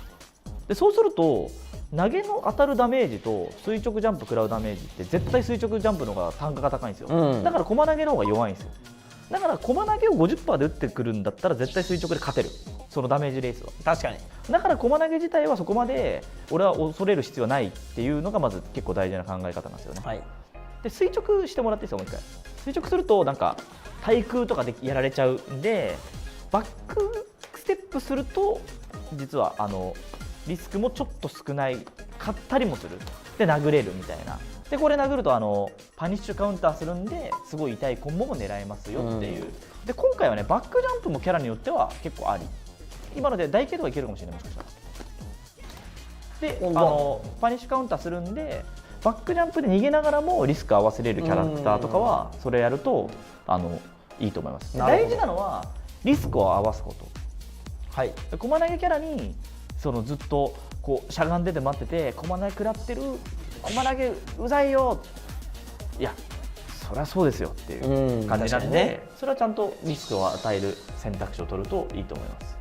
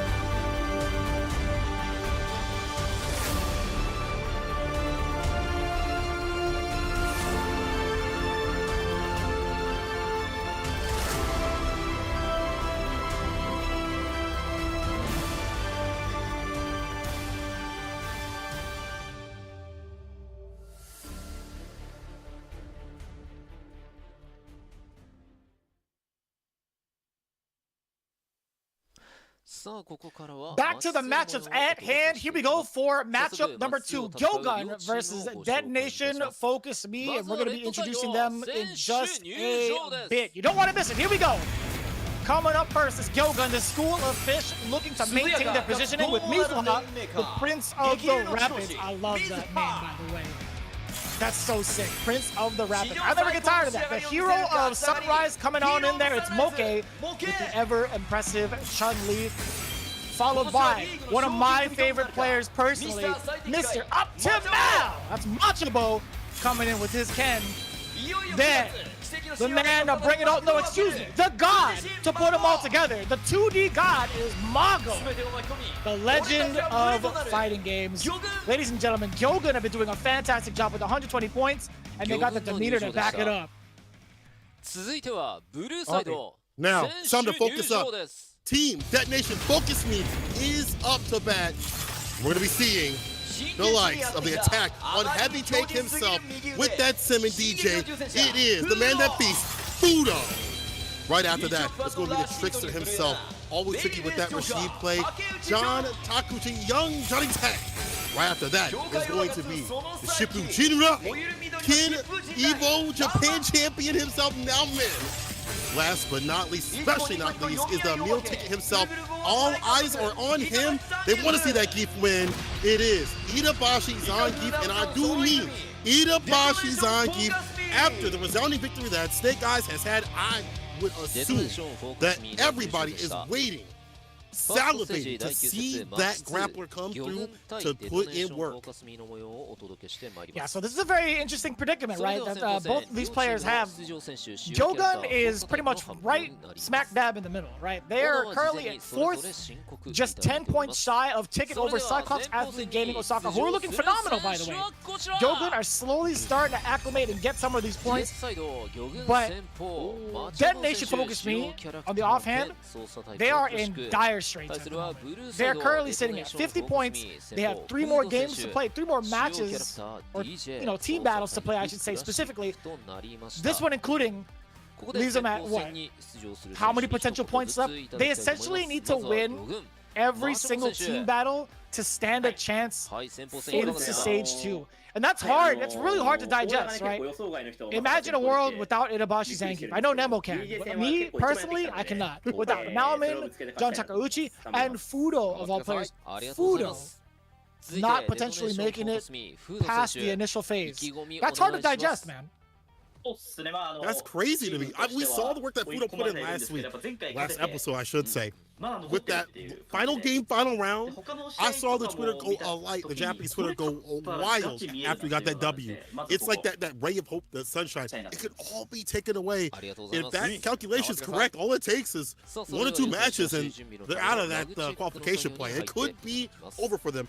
But let's look at this match right here. Machabo looking to put the end of Fudo. Fudo going up now. Not seeing him in the anchor match is kind of wild because I feel like having 2 characters and the style that he plays at, I mean, he's really good in the anchor. We've seen him work in the anchor not only this season but last season. He's going up now. It seems like Macho says, I didn't think Fudo would come up, but hey, I'm good at facing DJ. So he's ready to prepare for this matchup. I've been watching a lot of this matchup just overall myself, and watching how Dogra utilizes like the medium Sobat to space things out, and how Kim players have to work around that, use like stand media kick on their side, but then DJ players can whip punch with stand fierce. It's like a big back and forth, and that's just like one option that happens in that mid range. One of the biggest tools that other players have against DJ is taking advantage of how great he is in regards to horizontal movement, right? We're starting to see a lot of neutral jumps come into play to combat against the Sobots. We're starting to see it a little bit more in defense against the Dark Arts. That is the drive rush and neutral. That is easily the most Slytherin thing I've ever seen because he slides on in there looking like a snake. So I think overall, we're starting to see... Don't do that, man. You freaked me out a little bit. I saw it. You're getting ready for your Aki? Is that what you're doing? In all seriousness, I think overall, the meta in defending against DJ has been slowly starting to get figured out, right? We're starting to see a lot of stable decisions or stable strategies against a lot of the Sobots. That's why we don't see it as often. We'll kind of see it as like towards the end of like a really spaced out block string. But yeah, if you misplace it, obviously you're going to get punished. It is -6. And obviously if you are too predictable with it, you can get smashed up from above. So we'll see how this plays out. I think overall Machabo definitely has this matchup. I trust him when he says I have this matchup down pat, but it's really up to Fudo to keep him guessing. Yeah, it's gonna be something difficult, and I wonder if Fudo, if pushing the back foot, will resort to the sim. I feel like the sim is around where his DJ is at, which is really good. So if need be, he can run that, and it's a weird matchup for Kim. We saw how Nauman has struggled previously. We'll see if that even needs to happen. Fudo, well spaced with the Sobat. Again, gotta be careful. Could see Macho hit that medium kick.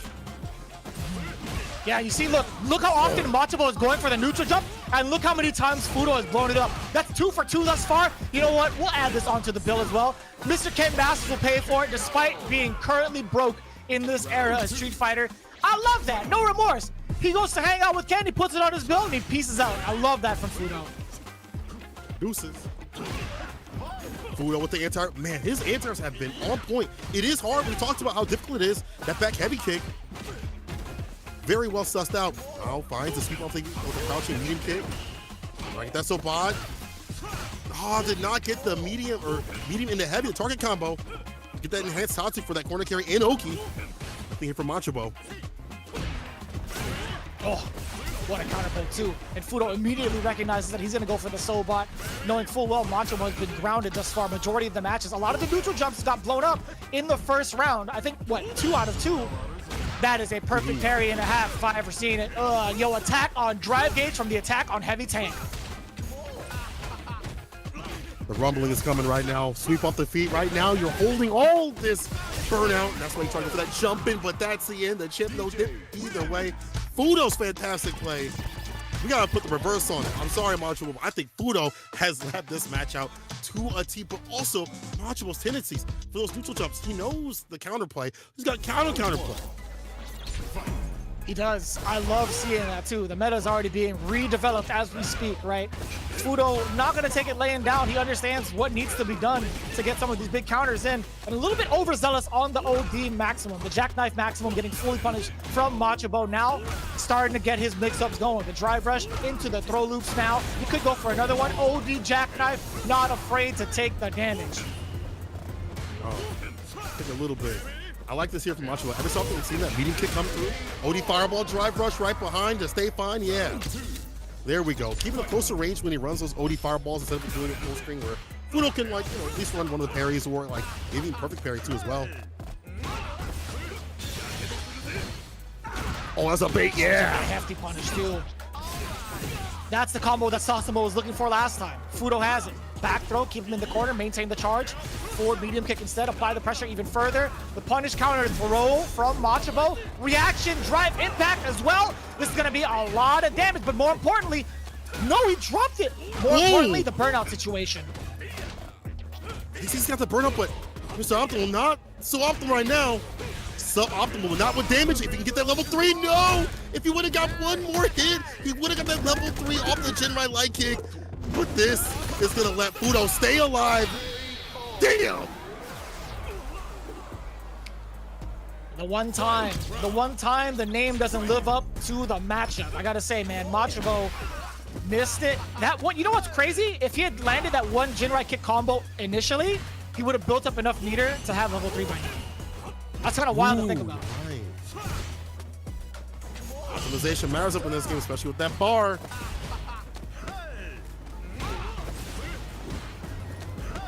Extra plus frames on that. Still able to get a throw and a counter at that. The backdash is there. Side switch, you know it. With the dragon punch, but what happens afterwards? He's going to apply pressure off of the Jinrai. It's going to be throw loops incoming. Fudo needs to make a guess, and he needs to make it quick. Okay, the sweep to catch the walk back and drive rush back, throw up in the corner, you go. Meeting with these fireballs well, spaced out, so bot drive rushing in. Keeping it pinky with some clips, the limb, so he can shimmy me. Oh, I'm about to stay sucker free. Maximum upper for maximum amount of damage. Fudo with another victory for his team. He even said, if we win this match, we might have a chance at proceeding to the second stage. With that weight on his back, he carries his team. That was the most dominant I've ever seen Fudo this season. Now, granted, we're at Section 9 already. We had like 8 days of gameplay thus far. But man, I didn't know he had it in him. That was the most dominant performance I've seen against a Ken player to date. And I might just stamp that across the world at this level. Like, if you were talking about like pro level Street Fighter, DJ versus Ken, that had to be the best example of a clean victory. Very, very good stuff. You know, catching those shimmy situations. Usually people want to like walk back against Ken or like against Ken up in the corner, like, backdash or whatever. And that crouching medium kick leads into a driver situation where they get the Dragon Last side switch and they get get to go to town. But that didn't happen. The reads from Fudo, the beautiful reactions in those drops though here, the side of Machibo. Very strange to see Mr. Optimal not so optimal. But either way, I think it would have ended the same way, to be honest. The way Fudo was working that last game, way too dominant. I think it would have ended the same way. My man was definitely on lock with the matchup to make Machibo drop. Check the stats of anti-airs, 100%. We talked about how the counterplay against this character is, bro. If you stick out a limb, I'm going to jump in. I'm going to hit you with that jump, pierce a downward angle and catch you. But 100, he was looking out for those continuously. And there was a moment where he neutral jumped in the corner. Fudo called it out perfectly. 1-800 damage. Yeah, man, I love that toll-free number every single time. It gets you all that damage, extra points, the whole thing, man. I would say, for the most part, I think we didn't get to see Machibo utilize the jump heavy punch as much, but when he tried to, it was at a sharper angle against DJ. There are like certain angles where he can kind of get like the back heavy kicks consistently, but it's also very difficult to time it. Like, you'd have to really be on point. And Fudo, again, man, 100% on anti-airs as DJ. That's impressive. That's super impressive. But getting 2 rounds straight after coming from a huge deficit, that's even more impressive, right? His record prior to him stepping up today was 1-5. 1-5, right? He's coming off of a W against KB's JP. Say that 5 times fast. But yeah, 2 out of 6 thus far. He's setting the pace, setting the momentum for the rest of his team. But this is going to be a very tall order, I think. John Takeuchi versus Mago's Cammy. Man, this is what we want to see from Mago. Maybe not like the full edition of Mago, because I feel like there's a world where he moves over to Ken eventually, because he is the 2D god. He loves his broken stuff. But right now, I think the Ken has been a better pick for him. We've seen him work with the Cammy. Just in general, though, I feel like that's been a better character than his Jury. And of course, there is the power glove that he is making him stronger and stronger every time that he equips it. Plus 5 damage. However, John Takeuchi, I've watched his streams. I've seen his CFN. I've been saying a little Rashid myself. He's gotten stronger and stronger and more committed with this character. It's just, how do you deal with the anti-airs when it comes to like a Cammy? It's going to be difficult, it's going to be hard, but I've seen him be able to air grab people outside the air, which is a very good option for Rashid to go for the air grab. And, you know, I've seen him use crouch fears, or I'm sorry, stand heavy kick and stand fears to kind of clip buttons preemptively. ODDP too as well. He's gotten better about the spacing for his anti-airs with this character. And I feel like even though they're not the best, if you space them out, they're not that bad. Yeah, I mean, I think overall, I think his OD spinning mixer is the way to go if you're trying to get consistent anti-airs. It's just a matter of recognizing whether or not Cammy's going to be like doing a certain type of jump. I love the banter between Aru and Habuko, by the way. They're ripping on Mago right now, and it's so funny. It's actually pretty funny, and Mago can't even hold it either. But going back to that strategy of trying to anti-air, like the very basic strategy of trying to anti-air Cammy is already asking for a lot because of the fact that she has that dive kick, right? This is a very elementary type of strategy or thing to think about, but I think it leads to so much. I think Cammy's dive kick is the best dive kick in the game, bar none. It leads to a decent amount off of that punish counter. It could lead to, okay, it's not going to be a lot of damage per se, but it's the lead up into it afterwards. It's a lead up off of it afterwards, I should say. I think overall, that's what's going to be the main point of contention from John Takeuchi. What is his main strategy against it? I think OD spinning mixer is just fine. It's just whether or not he has enough drive gauge in the tank to utilize it. That's true. Like, managing your bars is really important. You'd like to use that for like setups and things like that. You'd like to drive rush forward, stand medium kick and things like that. You'd like to get that corner carry we talked about this character has, or those not those situations where you're enabled to harass continuously. But to have to spin that for OD mixer and always have to be looking out for jump ins is going to be asking quite a bit. And the type of Mago, the type of play that he is, what time is it right now? Oh, it's September 1st. It's September 1st. September Mago. Good luck to you, John Takeuchi. My man is empowered. I mean, all jokes aside, that's when I feel like he gets, as we've seen, he gets a hold of like the game. Like he feels like he's like more situated with the game. There's been less time with Street Fighter 6. But we've seen him already get acclimated. I think, honestly, this, like, I don't want to say mainlining Cammy, but switching over to Cammy more often has helped him out. I wonder if that's true. I think taking a look at Mago's performance, I'm trying to look at his stats as we go on. Yeah, he's currently 50%, right? He's got 2 out of 4 wins out of all of his matches. Taking a look at his current Cammy usage, I think obviously he had a very dominant win not too long ago against Akira. The Cammy mirror match, by the way, that was pretty huge. Yeah, Mago actually did take an L against Fujimura's Ken, so he's technically got 50% with both characters, right? He's got 1 win, 1 loss as Cammy, 1 win and 1 loss, I think, with Jury as well. Tiebreaker happens today. But every time I see him play like on the streams and things like that, like whenever he gets frustrated, he's like, okay, it's time for Cammy, bro. Like he'll go from Jury to like, it's time for Cammy. We'll see if that comes to fruition in like Street Fighter League, which is way different than CFN, you know, gaining points and things like that and running over whatever players you may see. This is the league. This is where the top tiers are out here in terms of league play. Mago says you'll regret this. I forgot about the lethal weapon. John Takeuchi says Mago's the strongest during the season. It's an honor to play him when he's at his strongest time. Let's go.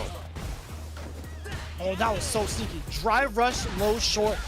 with that extended range. He gets the big throw bait as well. He gets to set up triple crouching medium punch to get the strike throw game mix up even more potent. The mix currently getting blocked and harassed as well. Again, the big throw bait. John Takeuchi is looking at a throw for the win. It's a perfect smooth sailing from the turbulent winds. John Takeuchi starting things off very strong. Hold on now, cloud in the sky right now as he denies the drive rush in. The throw, perfect berry back throw, yes sir. Time to set up shop to make it drop. This is not where you want to be. So get another shimmy, but this time Mago strikes back to stand light kick. And there's that dive kick, finds another finesse right there, does not complete the combo. And now you just allowed him to set up your SAR. Twister. Oh, that was messed up. That was absolutely messed up. The follow-up on Arabian Cyclone to lead up into the mixturization. You could get thrown again if you wanted to, but it's drive, impact, smart move from John Takeuchi, knowing full well. He's like, you know what, Mago, I dare you to do it. I know you got 2 bars. I dare you to do it. Think about this one for a second. Right back into the match. No switch. Sticking with the Cammy. Oh no, the crouch even kick hits. The crouch fierce. Now you're caught up in the corner again. Meaty crouch slide punch. Backs up. No anti right there. Didn't want to commit. But there's the air. I like that fadeaway play. Pretty safe option. John Takeuchi. We were wondering what he was going to do for anti-airs. And this is the most back and forth interaction we've had the entire set thus far, but that ended very, very soon as John Takeuchi managed to get the corner positioning. But it's Mago who wakes up with buttons. Speaking of buttons being woken up with, Super Rashid kick gets full on punished.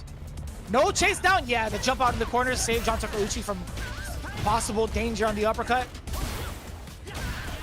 Face out the ODDP, nice and easy.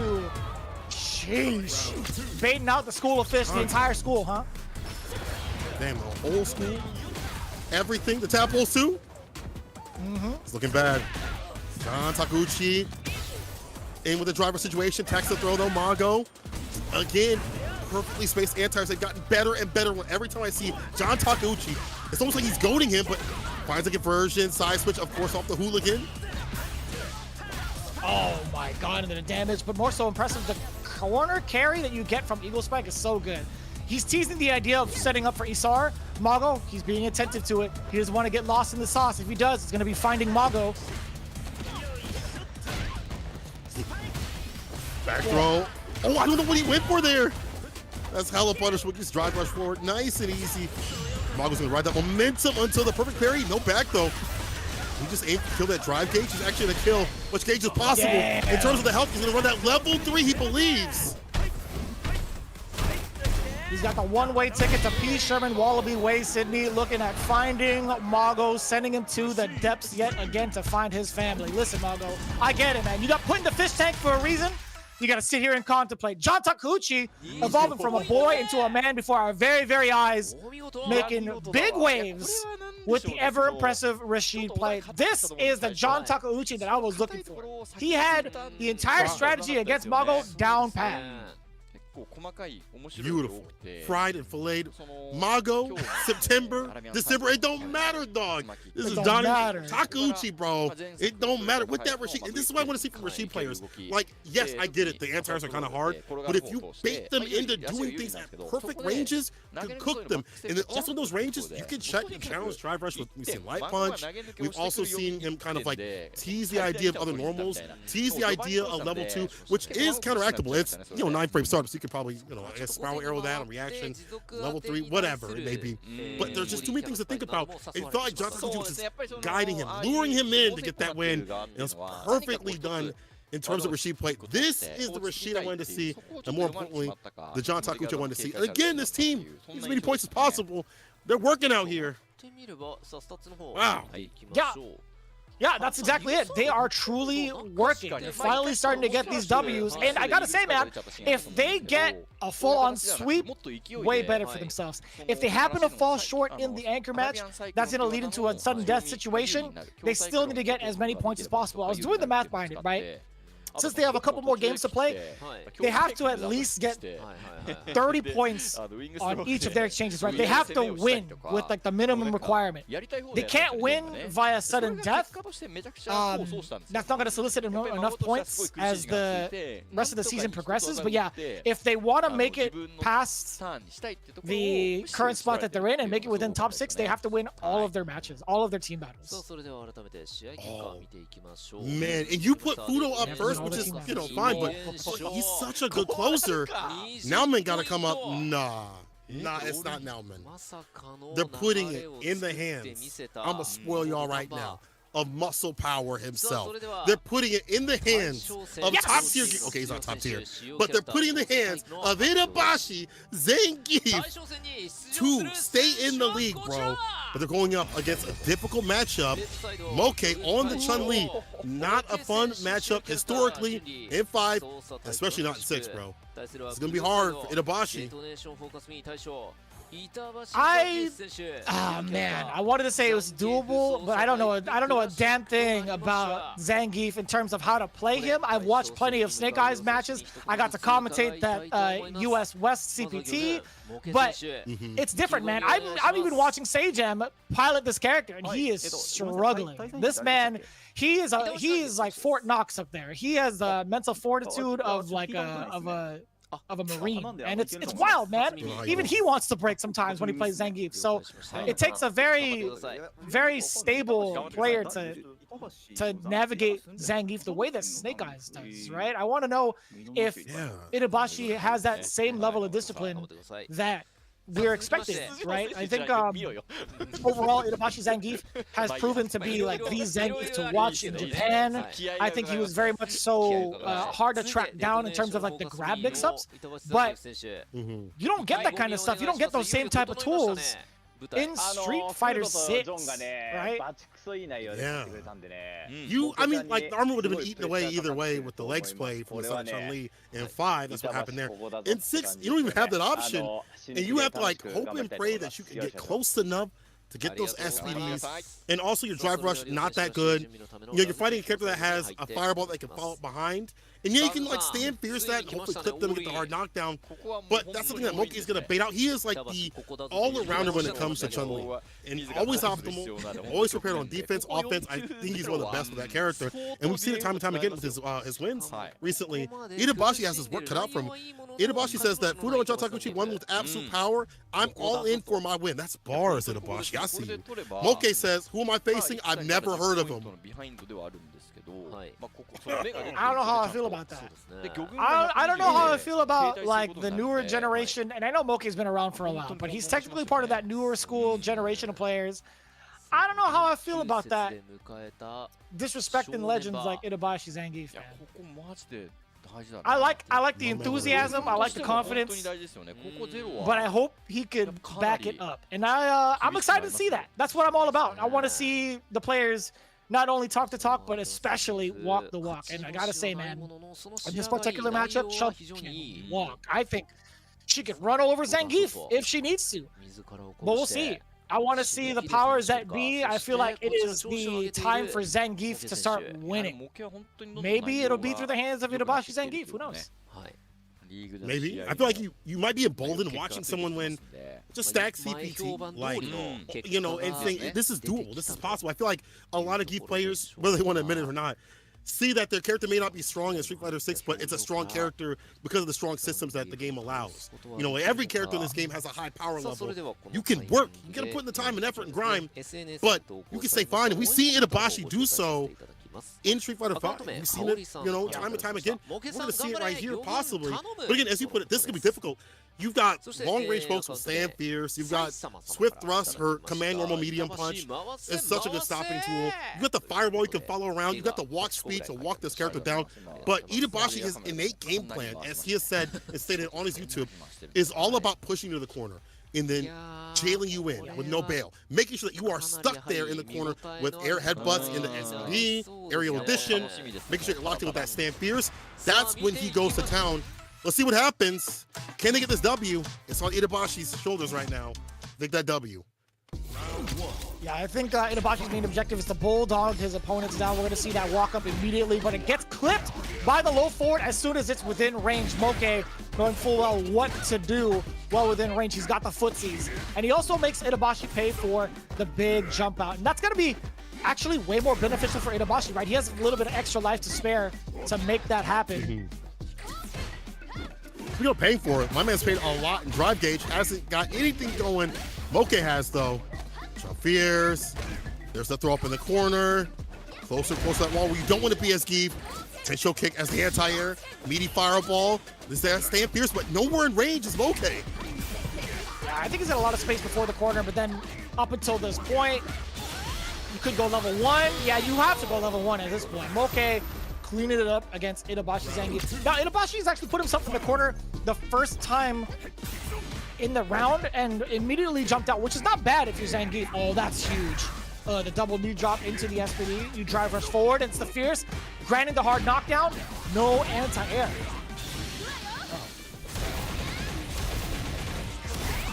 But at these levels right here, level 2 for the pickup. The fierce, double dashes in, up in the corner where you don't want to be as Keep. Lacking his lack of defense. Perfect parry. Oh, we see an SPD. Okay. Hella Scaling wakes up with a super we wait and bait though.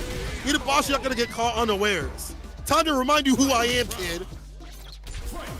What's wild about that is I didn't know the drive rush would recover in time or like go all the way out for you to block, right? You have to take an action first in order for you to cancel your momentum.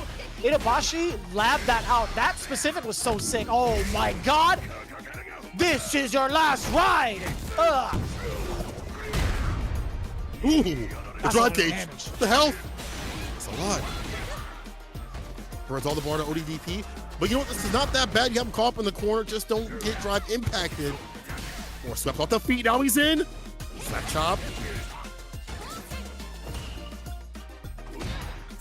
This is doable. Oh, not some more. SPD, you are too close to me. Inabashi. I love that Inabashi was prioritizing the knockdown more often than just the confirms, right? More often than not, you see staying medium punch as a big deterrent against forward momentum. And some players would kind of like trick themselves into going for like the full thing just because it's like, oh, I hit this confirm, it's gonna be sick, I'm gonna go for the rest of the target combo. Sometimes he'll fall out of it because they're too far. But even if it was within range, Inabashi prioritizing the knockdown was so good because it sets himself up for the clean SPD afterwards. So great. Something that I feel like Kichibana went for a little bit too often, and Itazan a lot more stable with his key play. Uh-oh, meaty though, spending all that bar for the pickup. See level 1? Set up. See the parries though, baits out the impact. We've seen that option from Itazan too often. Moke knew. But this is all feel like data here from Inabashi. Light kick, one of the best buttons in the business. As a whip punish. Doesn't get much off of it though. Most of his combo starters coming from standings from light normals is actually kind of a travesty. Damn, he was chasing Moke down. If he hit that Borscht Dynamite, I would have been gassed. Oh yeah. 6:30 a.m. Neighbors would have heard it. Light kick trying to love to get a buffer. Actually, just goes for the running bear grab. I think that's what he was buffering, to be honest. Oh.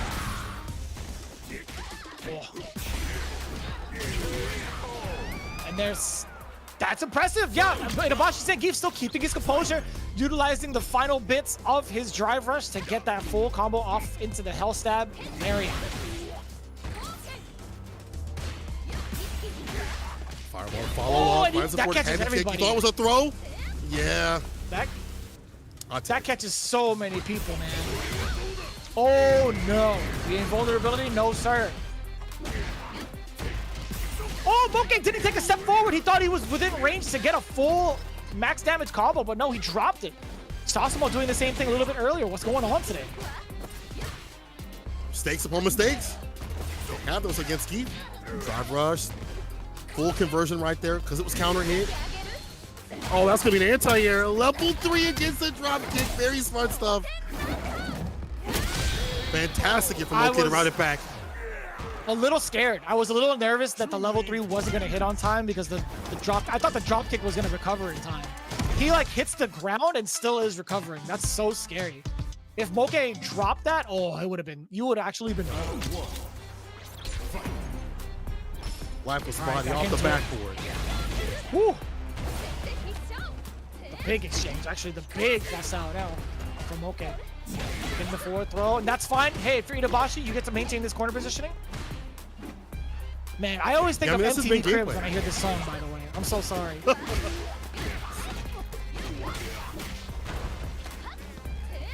Take him to the other side of the screen right here. Living room. Check out my TV. Itabashi. Gotta be careful, finds the impact. Now finds the SPD. Gotta get into it once again. Putting double the amount of bar, but you see that backdash immediately. Not gonna hit me with the double drive rush SPD. No siree. I'm out of there. A lot of movement from the side of Moke too. Forward dash after the fierce was whiffed. Back-to-back throws, dashes it up. Checks the lows immediately. The full confirm for Moke. And it's so scary too. He's walking him down. Like, what else do you do with Zangief, right? You have to just walk him down. Yeah. That's terrifying. Don't that say Fierce gonna be whip punished into oblivion? You try to like drive rush forward, don't have that much distance, and we see him okay. Check in challenge, and he gets a low. Pick up the level 3, not just yet. What's the overhead?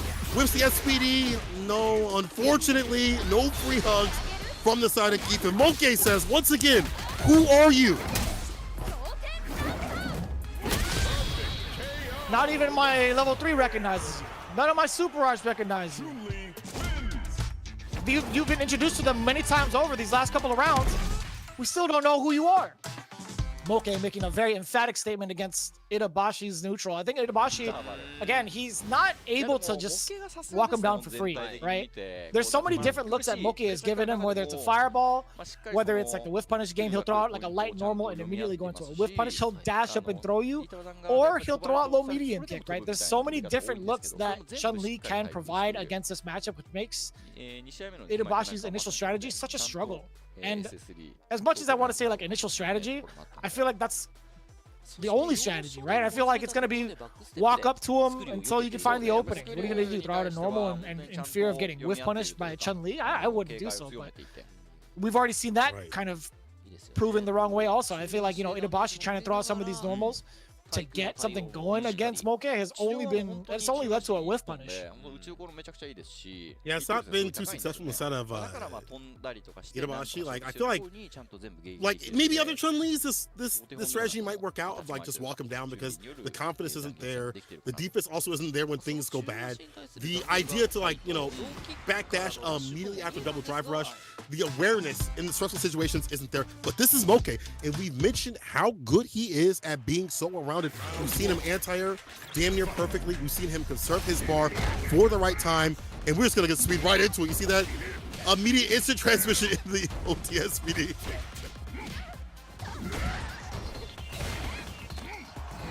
Yes, this is the Itabashi I like to see. This is actually way more of the Snake Eye style. Have him so in fear of the SPD, but actually never throw it out. That's crazy. That's where you access all your damage. You're just chipping away. But that fear is just as powerful.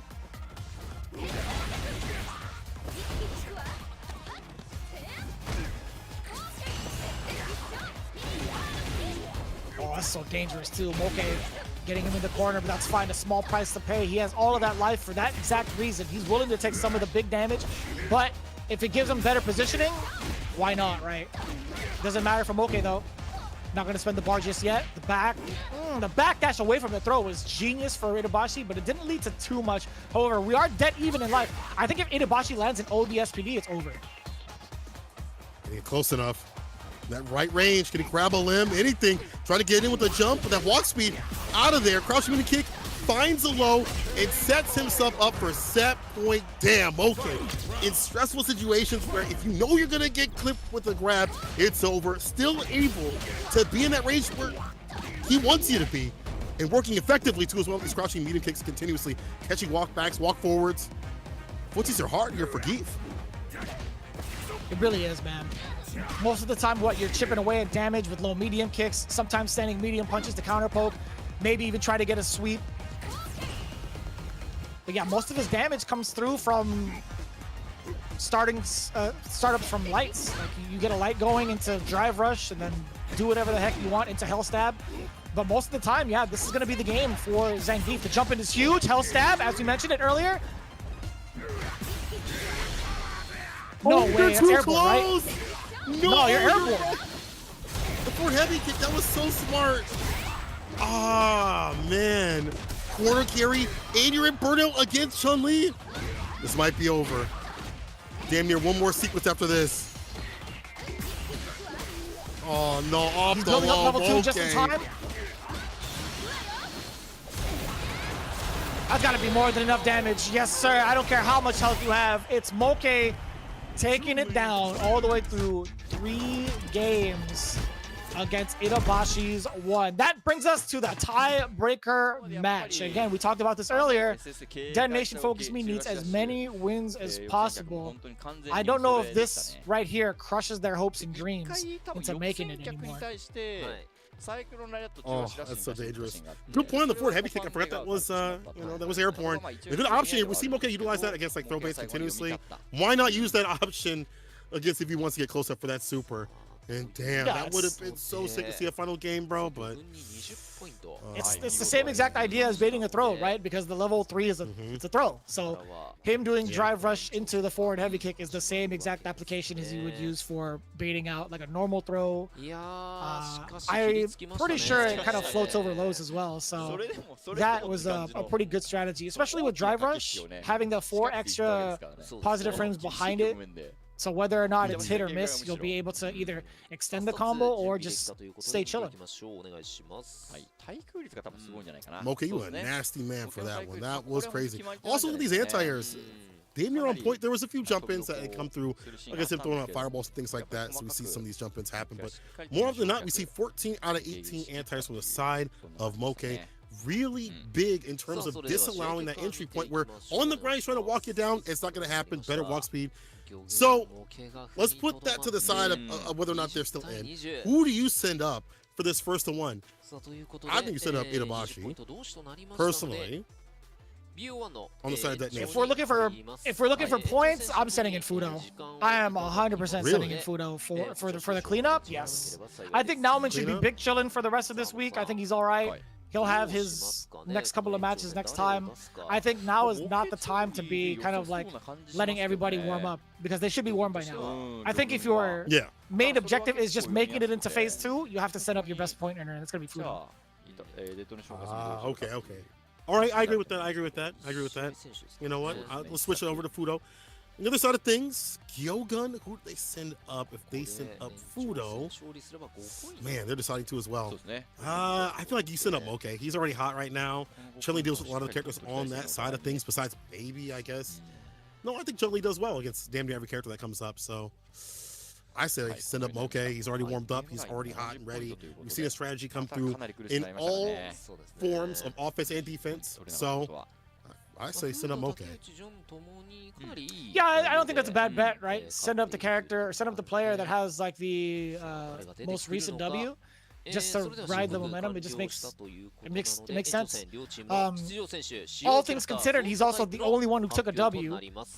If there's any sort of remorse in like the current matches, I wouldn't be surprised if they send up Machida. But they're sending in Mago. Okay, I mean, like, yeah, I mean, I'm looking right at you too, Senkola. Like, what? I mean, if you're GyoGun and you've already gotten your points, like you got like 20 extra points. I think you have a little bit of leeway to throw in anybody you would want to. I think. I just hope that this decision doesn't bite them in the end because they have a couple more weeks to play, right? I mean, they have 140 points now. They do, but like other teams have points that they're gaining up to as well. You want to be as high as possible, so like, yeah, warming them up or letting them get revenge is great, but like, Mago though, I don't know, man. I agree with the point earlier of sending Fudo. Like that makes sense. Now I think about it, like you send up someone that's been earning points for your team that's been putting the most work, that's been having some clutch reads and opportunities, especially that dominance that he had against Machobo. But for Mago, we'll see. He said you know, last time I was playing with my glove, it wasn't a good fight. So this time I think he's going to equip the glove to get that extra power up, and then that's the way. Okay, that's why. They said Mago, he needs the glove this time. Wasn't a real fight last time without the glove. Okay. With the glove, without the glove, I hope that theatrics don't ever stop. I feel like with Mago, there's always something funny to look at. But what I do want to see is the funny kind of stop when it comes to the gameplay. I want to see him kind of get these W's for his team, man. We've seen how much of the, I guess, games kind of come to a halt towards like the end of like the seasons, or not the games, sorry, like the kind of the theatrics and like the personalities kind of come to a halt towards the end. Like how bad it kind of feels like taking some of these L's in the playoffs, right? Granted, I'm not asking him to be like serious the whole time, but if you're gonna be putting up a side of yourself, like your persona, you'd have to like be putting up the numbers as well. I think with Mago, I don't know, man. Like, he plays this game every day, and I'm looking at his stats. It doesn't reflect the work put in, I guess. And I don't want to say it's the character, because there's a lot of cats out there that are putting in the work with this character and finding huge success, not only in just US, but also in EU, right? I think there's something about the way that Mago is like approaching the game currently that's not giving him the success that he's looking for. It's not really fully clicked in his head yet. And I don't want to chalk it up to it being September where he finds success. I want to, like, actually see him flourish off of this, because he's right now at like one of the worst records in the league right now, if I'm not mistaken. Oh yeah. Well, he's what, 2-5 right now after today, because he was 2-4 previously, so he'd be 2-5 today. And like I agree, I feel like this is the Mago that is stable. Like I want to go back to what you're saying about like other Kenny players find success. Punk especially. Hell, Kazunoko out here in Japan, and how he's working with this character has been fantastic. Akira, sometimes the way that dude work, maybe not always reflected in his points, but how he is approaching the game seems like it's more stable. Mago, I feel like he has momentum, he just loses it and he's not able to gain it back, which you have to have in such a momentum-based game. Here we go, no back throw, will find the punish though, and finds Oki, that's A-okay. Oh, not that drop though, Mago. I wonder, you actually have an option select off of a whipped grab, but Fudo wasn't ready for it. Luckily for Mago too, after a slight mishap of committing to the combo that wasn't there. Mago's got the lead. Perfect parry. There we go. Mago's locked in against that crouching mini kick. ODDP, but he'll take that. Fudo's in burnout. One spinning knuckle, or one confirmed to seal the deal. Mago locking in for this first to one. Only one more round. One more round for Mago. And take Fudo down. Oh, hey, not too bad of a punish counter. If you're Mago dashing all in there, getting whiff punish, Fudo could have been doing a lot more damage with that DJ. I love the reaction from Mago. This is the Mago that I've been looking for, right? Having the high reactions. The 2D God. Can Fudo make him bleed? Oh, nice. That's the just cool with the spin knuckle he's in. Drive rush, no back throw, and again, Fudo burning himself out. This is kind of strange for Fudo. We don't typically see him use bar like this so continuously and put himself in a bad sort of way. This ain't the play, my boy. It's one drive impact, but we react. Level 3. All right, still in the game. Fudo gonna get that bar back for drive gauge, and this is still doable here for Mago. One hit into level 3 should seal the deal. Oh, that's it right here. No, he didn't have it. Mago dropped the opportunity to punish a -8 scenario against the blocked drive reversal. You hate to see it. Your character's got the range. Can he clean it up? Nice interruption on the drive rush. He's been so on point with that. Now gets to throw strike, throw, scammy cami. Backdash though immediately. That I feel like is the Japanese special. You see a lot of Japanese players go for that backdash on the first throw loop. And they're out of there. Yeah, he's waiting for it. Fudo is not going to be, oh boy, I was going to say not going to be moving forward, but it's the fireball that does him dirty. This is going to be more than enough damage to kill. I don't care what any of the scaling says. Mago telling him to sit down. He's looking like a Ken player. He's saying, sit down and shut up. He's looking at it on the player cam. That's for all the doubters, including myself. Mago taking it down in a first to one, 25 points for the 2D God. Perfect. My bad, OG. My bad. You all good out here. Mago solidifying it for his team. And even with those drops, we wanted to see. Everyone's going to have drops. We've seen Sasamo. We've seen the likes of damn near every single player, even if they got the victory, have drops. It's about how you route it back. We saw with Mago. He was able to do that. Those reactions that you pointed out against Drive Rush, against damn near any option, whether it be stuffing it preemptively, perfect parry, getting the Oki off any conversion into Spiral Arrow, maybe having that unsuccessful push against a drive reversal, that could have been a little bit better, but something he can work on. But that's the Mago we want to see. Like, okay, if I drop and I make these mistakes, I have to, pick myself up and get back in business and stay dominant. On the other hand, there were some things from Fudo I'm not used to seeing. My man was in burnout too often, which I'm surprised about. We didn't see that previously, and I don't usually see Fudo in burnout that often.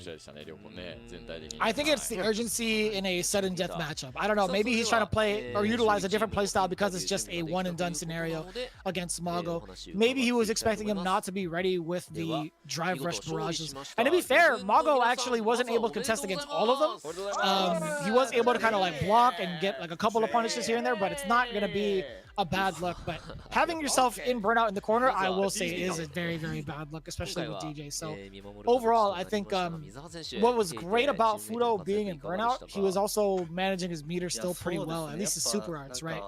He wasn't in like dire straits against a drive impact. We saw him deal with that pretty convincingly. But overall, I think I don't know. There was a lot of mistakes coming from the side of Fudo in the first one. Yeah, maybe not prepared for that style, but it seemed like Mago was at least, and Mago was also prepared to lock in against the driver situation, which is difficult. That's the fastest drive rush in the game, and it's one that, even if DJ, if you know what's coming, you're still afraid of the options that would happen after. You're still afraid of crouching meeting kick, light punch. You can't be locked in every single time, as you pointed out, but like it was enough to route things back in Mago. Back in business. Mizuwa, who was on the bench, says, it's tough during the season. He thanks the teammates, and it has been tough for them, but maybe not as tough as other teams, especially DetonatioN right now, because they only lead with 20 points, as GyoGun leads with 25 points. And Macho said he couldn't get the attack of Rashid, or maybe the understanding of how to deal with Rashid's attacks. I already saw Big Bird talk on Twitter and say, if you don't know how to deal with Rashid, he is a huge knowledge check character. So be prepared and get to plan, get to land. I'm still thinking about the big drive reversal miss that Mago had earlier. I hope that gets highlighted soon. But yeah, I think I'm looking at Kami's frame data, right? Standing heavy punch is within 8 frames. Crouching medium kick is also within 8 frames. He had 2 of his longer normals that were able to reach out and grab, or reach out and punish, I should say. But I think it was just like him mistiming it. But overall, again, Mago, did he actually, he missed it, right? Low medium kick actually just whiffed. He could he have walked up? I think that was the issue, right? It wasn't that the normal was slow. It was because the normal was too far. I wonder if that's like something he could fix, if that's actually able to be fixed. Like, can you possibly do like a slight walk up into like a stand jab, perhaps, within those the first 4 frames and then the second 4 frames to get the -8? That's hard, actually. Yeah, it's difficult. But the space was just too much. I have to laugh that out. I want to see. Something Mago would have to also see too as well, because I feel like maybe just like a general overall grazing thing. I feel like drive reverse is becoming a bigger part of the meta. We've seen that continuously throughout the weeks. I'm starting to see even Kim players who'd rather use their bar for drive rush to use that for drive reversal for defense and things like that, especially against like Rashid and stuff. So people have to be on point punishing that, and that's something Mago will have to look at. But overall, Mago able to stay solid in the first one. It's a scrambly sort of situation no matter what. First ones are always kind of hectic and kind of hellish. That's the whole point of them. But for him to come up on top is still a good sign. There's things he has to clean up. There's things that he has to get better about if he wants to stay in. And Mago himself said that, hey, we're in a difficult situation. And I think that is highlighted a little bit as the teams above him get more and more points, and some of these other teams possibly get more points, like Shinobism Gaming gets like 40, 150, and they would possibly surpass them. We'll see if that even happens. But he understands how dire things are. He says, now I think we are in a safe spot for the second stage. It seems that way. I think it's a pretty confident statement to make, and I think they're right. They currently have 145 points, taking over Cyclops Athlete Gaming Osaka, but that's just for now, because that's going to be the next matchup at hand immediately after this, right? Cyclops still has their game to play against Shinobism Gaming. But I think right now, 145 points is going to take you a very, very long way. They were sandwiched between Cyclops and Shinobism Gaming, if I'm not mistaken, prior to the matchup that happened. Yeah, you're right. So it depends on what happens. So that's why this is all so dire, depending on what your team gets, what the other teams get. Like I said before, Aqua, their team's not playing right now. Hiroshima Team Isuka's not playing, but he is praying that his team is able to maneuver and swim around what's going on. Scoring right now, let's see. The anti-air's not so ready on the side of Fudo. I wish there was like some like stat to see like the burnout situation. There was that DP right there that did lead to burnout, which he had to do. He was getting pressured up in the corner. But man, DetonatioN losing to GyoGun, it's looking even more likely that DetonatioN may not be able to qualify once again. That's tough. A rough way, man. Yeah, I'm just going off of like the sounds of grief coming in from the side of Aru and Hameko. So currently, DetonatioN has 70 points. They have 2 more team battles left to play. The most they could accumulate, obviously, are 2 big 40 bombs, which will put them in a substantially better position, possibly past the borderline. But that's also a very difficult ask. I don't know what the schedule is like just yet, but we'll find that out as we go. In the meantime, I don't know if you guys are excited about this, but I definitely am. Yo, Aki is looking like a menace, and I've been absolutely waiting to see what the gameplay trailer was gonna be like. We saw pretty much week after week the little bit of the story mode kind of, or at least the world tour mode interaction that she has, but it's almost time to get ready. Should be releasing this month, I think the 25th or the 27th, but either way, it's going to be this month towards the end of it. Be sure to get all of the rewards. So what's cool about this fight pass is if you complete the entirety of it, it pays for the next fight pass. And I'm not shilling here, it actually makes sense. Like I bought one pass and I haven't had to buy the next one like since, I just complete it, right? All I would do is play my ranked games, also kind of play in the lab, play casual. It's been very easy to accumulate all of these points too. Man, this guy's got a lot of hair. Yo, Shaka, I see you. For the long hair, don't care club, I love to see that. But you know, it's good that everyone's getting into this game. I feel like we've seen a lot of these like VTubers, normal Twitch streamers from around the world play Street Fighter 6. And honestly, it's been great to see people from outside the scenes and things like that of other communities of gaming and stuff like that enter. As we see right here, another VTuber. Not sure who that is, but I'm sure they're very, very important. But I like that they're still continuing to play. Usually you see like the first month they play and they stop, right? Or maybe like first 2 months. I still see people playing, getting master rank, really involved with the scene, going out to tournaments and things like that, being hella involved. And y'all should be involved in watching this right here, Tokyo Game Show, coming real soon. I would assume we'll see even more gameplay of Aki. And honestly, they're going to showcase a lot of the games here. You see Dragon's Dogma, one of my favorites right there I'm watching out for. But Street Fighter 6, something I'm looking out for. They've got to have a gameplay trailer. I'm hoping, I'm praying to see more of that character before we get the drop on the 27th. I'm ready to get scared to oblivion with Biohazard Resident Evil 4 VR mode. That's what I'm looking forward to the most. Having to dodge everything in that game with how high action paced it is, that's going to be so difficult. Like, I thought RE7 was difficult in VR. Man, I can't wait to see people play RE4 in VR. But I'm also looking forward to Dragon's Dogma 2. It's actually been a very long time since we've seen any news in regards of the realm of Dragon's Dogma. But very excited for that. Yeah, again, Aki coming out in the same month as everything going down in Tokyo Game Show, so it makes sense that we'll possibly see some gameplay footage a couple days earlier before the official release of the one that'll terrorize your screen. You can't fix her, chat, I promise you. There's no way you're going to fix her. The Capcom online program that we seen last year over at TGS, it's going to be happening again. And I hope it gets broadcasted on TV like it did the last time. We get to see the full-on dive in with everything Capcom in this online program happening at Tokyo Game Show September 21st through the 23rd, if I'm not mistaken. But yeah, again, all of that news, be sure to mark your calendars. It's going to be a great time to be a fighting game fan, but also just a video game fan in general, right? If you're a fan of everything Capcom like we are. We have one more matchup to go through, and this is going to be huge because of the points that need to be rallied for both teams. Cyclops Athlete Gaming Osaka facing off against Shinobism. These guys are pretty much neck and neck with a 20-point difference. Be sure to follow at Capcom_esports for all the latest and greatest in Street Fighter League news, especially for the realm of Japan. Be sure to come back. We got more Street Fighter 6 action here at Street Fighter League Japan right after this break. We'll see you soon with the final team battle of the day. この後は試合準備のため休憩に入らせていただきます。21時11分からは第9節マッチ3サイクロプスアスリートゲーミング大阪対シノビズムゲーミングの模様をお届けしてまいります。それでは一旦失礼いたします。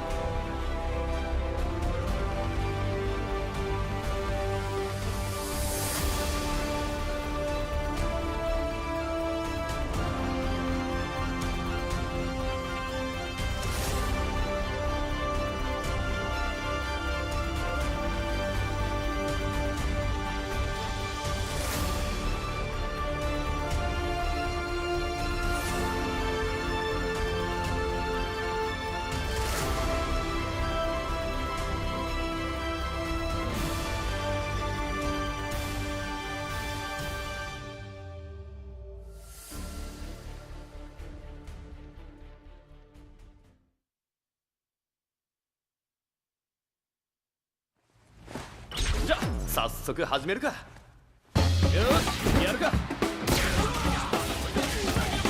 いい戦いになりそうだ。実践的なのがいいんだよな。実践ってのもいろいろだが、この街で始めるならストリートからだ。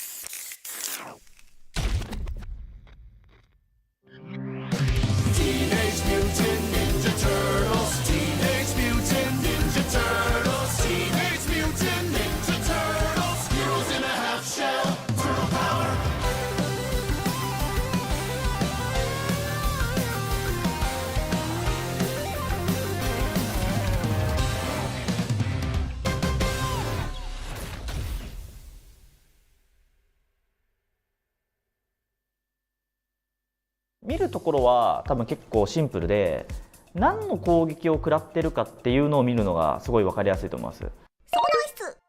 例えばジャンプ攻撃から9割減ってるんだったらジャンプ攻撃食らわなかったら9割減らないじゃないですか。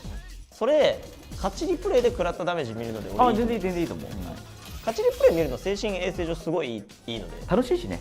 大会とかも勝った試合だけやっぱ見るもんね。プロでもそうだからみんな、まあ、あとドライブゲージですバーンアウトしちゃってたとか、そこがすごく分かりやすく反省点になるので勝ち試合からこれはバーンアウトダメだったなみたいなを見れるようになるとより一層上達していくんじゃないかなと思います。はい。Never feel loose, and when I get up in the game, y'all be improved. A real problem, but I solve them all fakes proof. And if you think I'm gon' fold, then you told me.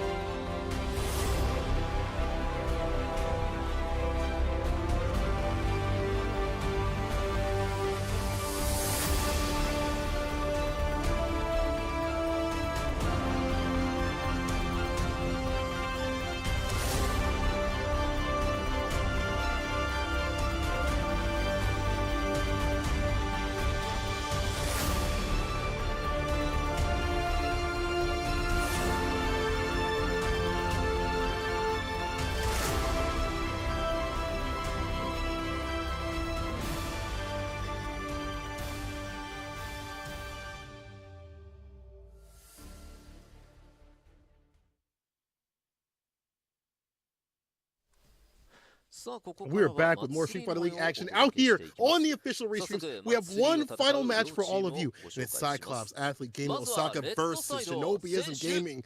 We need as many points as possible to stay above the line and stay fine. Cyclops is a new prince on the block. Loved back by fighting games. It is the GOAT himself, Kazunoko, champion of many games. Right behind is the man that made the pack with the right double. That's right, the win double. That's right. It is Gogura on that DJ. Right after, it's a theoretical value. Don't know what that means, but I know he is mean on the JP. It is Finn Liddy getting Finn Liddy out here. Last but not least is the extraordinaire. In terms of being the Iron Wall, nobody can stop him or break him down. It's Goichi. This is, once again, the new kids on the block, Cyclops, making big waves out here, Street Fighter League Japan. Oh no, he's got the incense. We'll talk about that a little bit later. These guys are looking very lively. They're going to need all that to contest against this coming team. It's Shinobism Gaming starting things off with the swankiest of ninjas.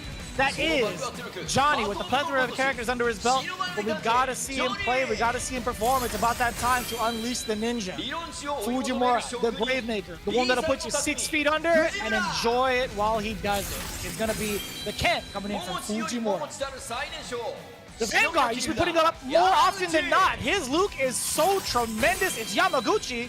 Then, of course, it's the Prime Ninja himself leading the pack of the Shinobi Wave, Momochi, with another Ken on deck. In full unison, I gotta see, man. Yamaguchi doing a phenomenal job thus far, or at least he could be doing a lot more, at least starting things off in the Vanguard section. And one of the big things we kind of talked about with Shinobism Gaming was their lack of points early on. I think they were just trying to figure out how they wanted to approach every other team, considering this is a round robin. But for the most part, this is the prime time to get as many points as possible. So if you're thinking to myself, if I'm thinking to myself, excuse me, not you, but me, reverse that. Anyways, Fujimura has been like the biggest point earner of this team. It makes a lot of sense to put him in the back at all times. And this is actually a big surprise for me. I think Momochi also trying to find his bearings. Him going up first with Luke, of all characters, is something to kind of be looked out for. I'm kind of curious about this one. Dogura with a nod of approval, very serious about it, but he also had his incense ready. I'm sure he has a lot to say about that. But yeah, this matchup, completely unprecedented. Yeah, it's kind of wild that we see him run this character. I feel like the Rashid, which is fine. He got 9th at Evo, so I mean, he's been doing work with that character. And I have popped through his stream somewhat recently. I did see the Rashid for a little bit, but it's mostly been the Luke. He's been grinding hard with that character. Yeah. But, you know, it's one of those things where it's like, dang, I have to have a character that's not Ken.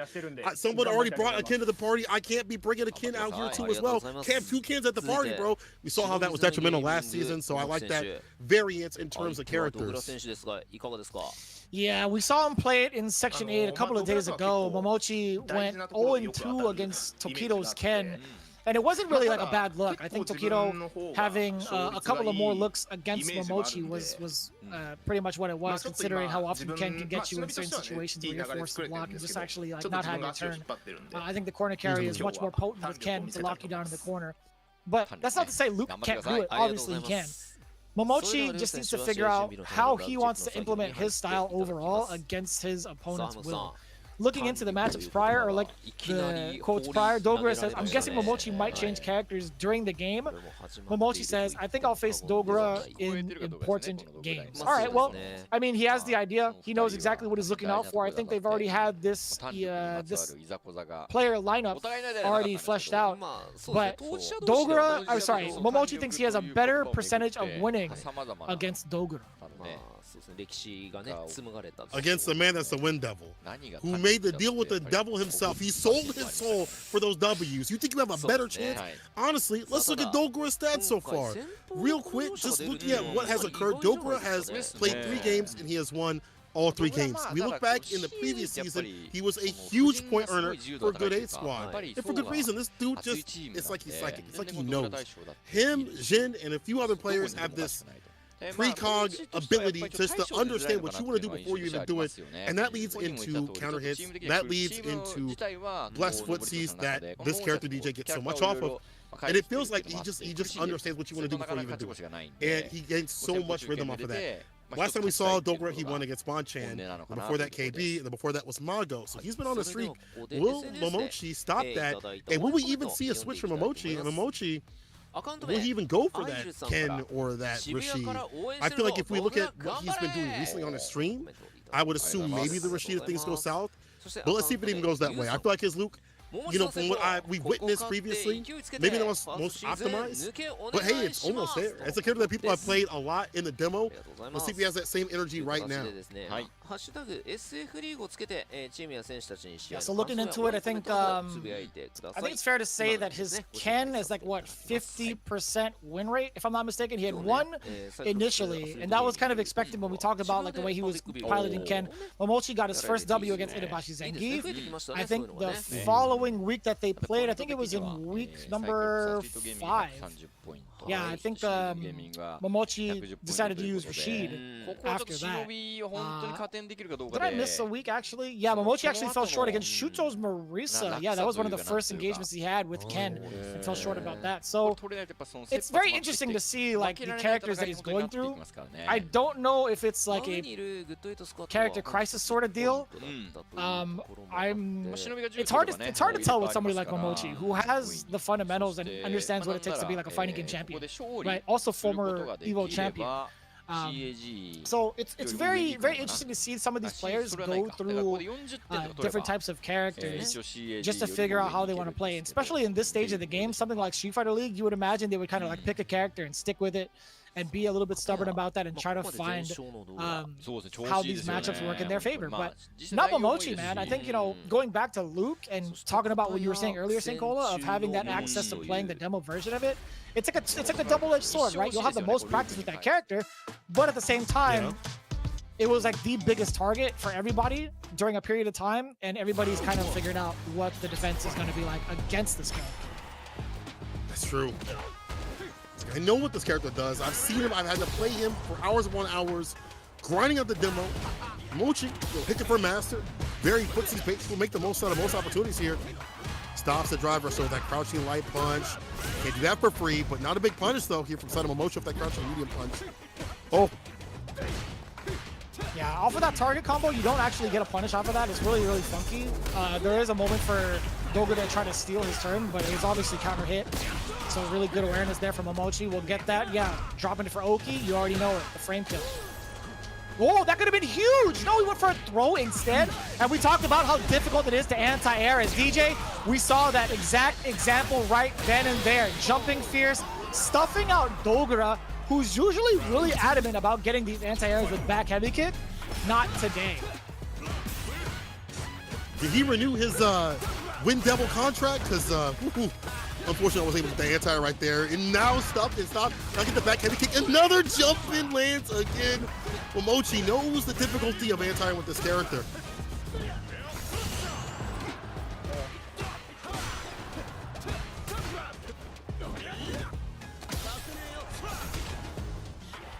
Oh, my mistake. Yeah, the feint. Okay. I think it leads to like -6. My mistake. Yeah. Either way, yeah, the crouching medium kick from Luke is not going to be 6-framer. Forward throw.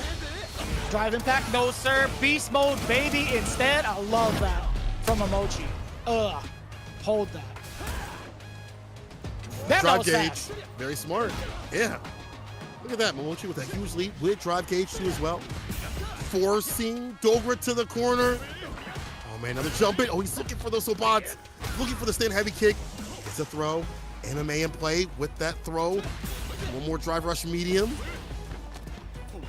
Oh, that was tricky. That was actually very tricky. That could have been jump medium kick instead. Neutral jump medium kick, I think would have flipped DJ from behind him. Oh, the uppercut. He didn't have enough to finish it.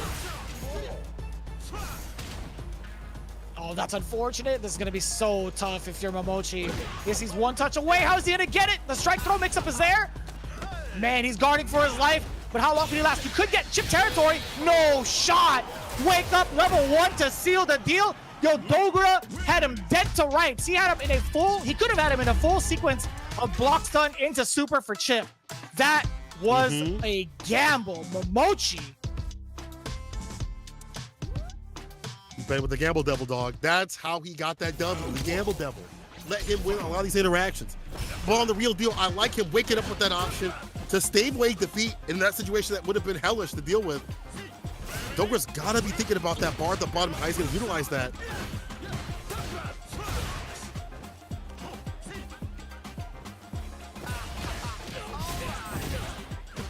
Strike throw, goes to the low again. I like that, backing away at the right pace too, at the right space, I should say. Does get the confirm into the target combo off of medium punch, and again, back-to-back throw baits against Momochi. Got him gripping where he shouldn't. Safe jump setup, that's a perfect parry. It's gonna be your turn afterwards. Dogura, I don't know what the situation was, but he was waiting and baiting. Momochi is definitely at a plus scenario after that safe jump. I wonder what it could have been. Maybe he was thinking to himself, will Dogura try to go for like a tech throw or not? Maybe he was thinking too far ahead in advance. That's the problem now, thinking too far ahead instead of previously where he wasn't picking it up. Here we go. Switch to level 2. The pop-up and has staved off set point. Just set up. We're going to see a neutral jump again. This time you see Dogura just wait and go for the DP. What is he looking out for? He's looking for throw. He's 100% looking for throw. Level 1, you're dead.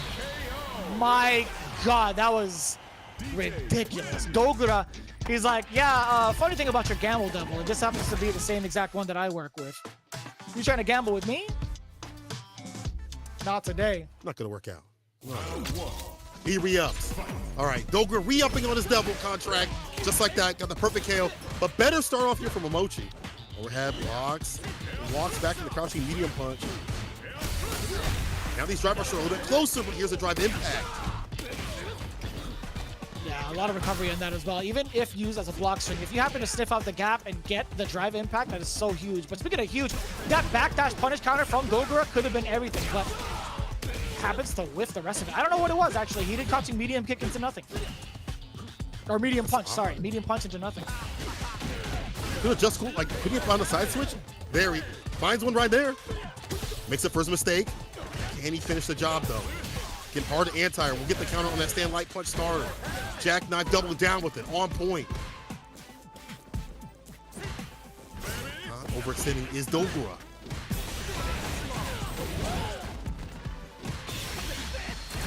Oh, Momochi thought he had it. He's going to be eating a lot of damage. Drive rush forward. Oh, what was that?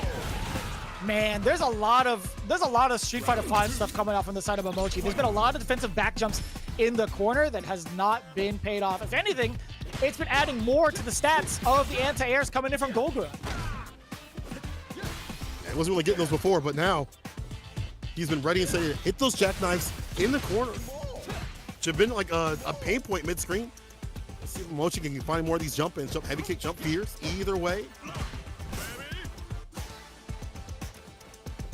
So tough too, and he's very seldom using Sobot kicks against Momochi as well. Looking at the way Dogra has been playing, the big counter hit into the drive rush, level 3 incoming. You're gonna regain most of it back if you're Dogra, but the damage dealt here is phenomenal. Look at that. Oh, about 50%. Will absolutely take that up your Dogra. Punish counter against the throw. Oh, that was the normal you shouldn't press. Medium kick. Not cancelable from DJ. Level 3, you know it. Momochi, he's not happy about making this decision. Most of his comeback factor is out the window. Yeah, in Burnout against this character, they still have a bar to utilize. ODDP just does it on wake up immediately, betting that Momochi would do something. This is good, he's got to run it back, but there's the impact, and again, gets clipped with the same button. Optimizes, you should be dead. Off the backboard, light knuckle, a level 1 to get it done. Aminka up, and Momochi takes the final game, final round. He had just built up that bar just a little bit ago during the perfect flash knuckle sequence. That was tremendous from Momochi. You'll sit him down for a medium kick. Where are you going? You thought you could jump out of here? Not today. Couple of crouch jabs, gets the big confirm. We get the shoulder in for Oki and the damage, but now it's gonna be Dogra firing right back with his 4-frame normal as well. 4 throw, sit him down. The confirm, oh man. Oh. So wow, it's that throw. Up in the corner you go, we again drive rush into impact, in burnout, but can equalize things. We go for the level 3 right now. I think he's actually for level 2. Sorry, he didn't have level 3, I was looking at the wrong bar. This is still good. In burnout is Dogra. Oh, and it's Momochi who takes it after the crouching medium plus delay. Knowing full well Dogra wasn't gonna be the one to tech initially, but that would have been so crazy if he did. If he actually got to throw the grip against Momochi, that would have been a whole different ender. But the crouching medium punch delay, he had the right read. That was very well played from Momochi towards the end, though. Jeez, that was scary. That was definitely could have been different real quick, like 1 or 2 like decisions. But hey, I like Momochi putting the jump ins just once again to make the neutral just a little bit different. I feel like that forced Dogra to not be able to utilize those Sobots, some of those buttons just in general that linger out, like that stand heavy kick that you'd like to utilize against like the fireball range, like preemptively. You get hit with the fireball, no big whoop. Maybe OD fireball gets a knockdown, whatever. You hit them with that stand heavy kick, punish counter, sheesh, that's going to hurt. Or even counter hits pretty decent damage. Either way though, Momochi, despite the fact that we don't see that loop as often in Street Fighter League, does what it has to do to take down Dogra, besmirching, marking up his perfect win streak. Damn. I don't know, dog. I see a lot of Lukes, man. Today we saw 3. Today we've seen 3 in Section 9, man. Luke is definitely one of the more popular characters. I think he's like 3rd in line with JP and Ken, if I'm not mistaken. Like in the current roster of like Street Fighter League, dude, Luke is a menace, bro.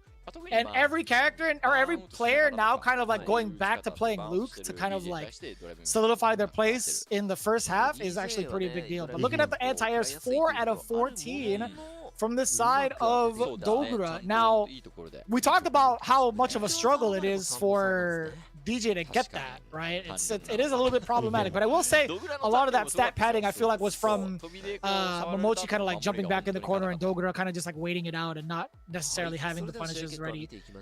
But it is difficult, right? So overall, I think Momochi finding the right game plan and also doing some really, really interesting things towards the corner, right? Putting himself in the corner to make him think there's going to be a throw coming is so dangerous, especially with little life left. That's where things kind of get out of hand. Momochi took advantage of that situation and got the best out of the potential scramble with crouching medium punch. Going into the next match though, who do we have? Finridi, Yamaguchi. We've seen Finridi be an absolute sweat on CFN. I think he's like one of the top 3, top 5, whatever it may be. Tons of points. We've seen him get sweaty out here in Super League Japan. Going up against one of the iron walls that is Yamaguchi, known for his defense and know when to flip the switch and flip the script with that offense, is running the DJ this time, okay? It's Fenrich. It's Fenrich. Listen, you're right, it's Fenrich. Also Fenritty, Fenlitty, let's go, baby. Anyway. No, he says, if he says his name is Fenrich, his name is Fenrich.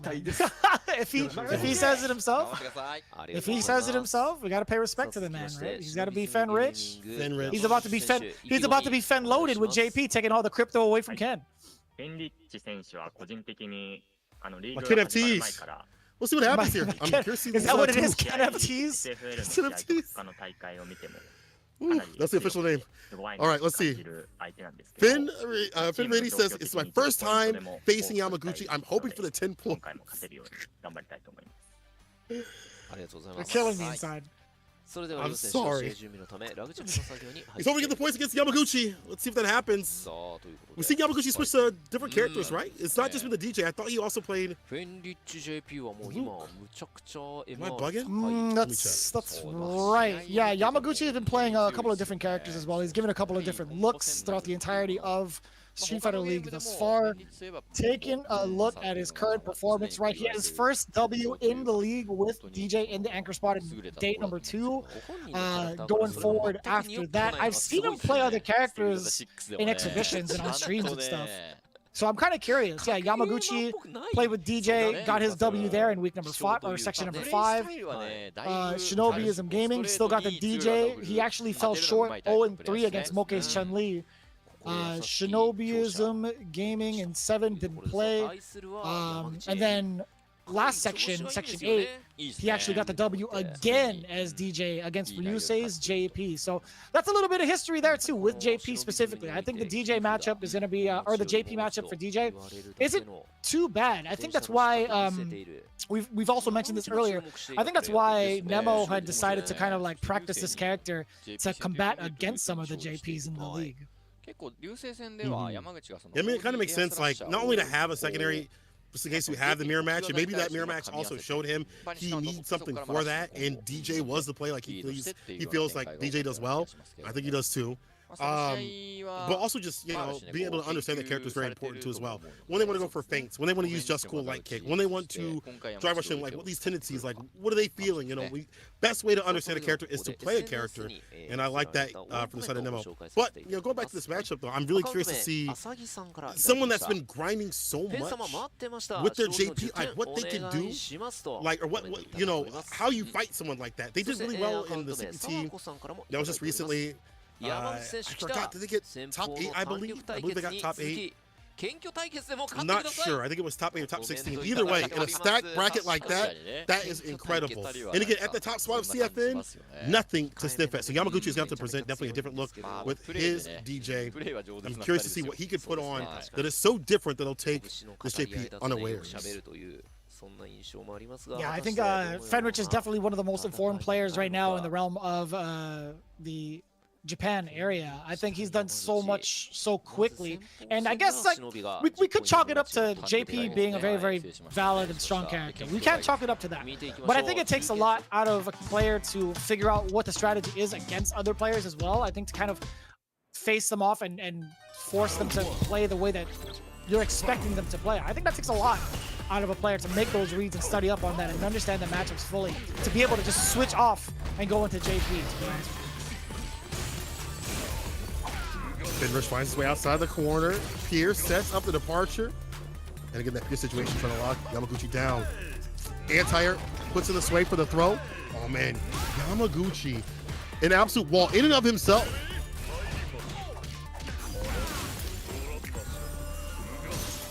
His escape though. Yeah, he has to keep him stuck there with the departure as well.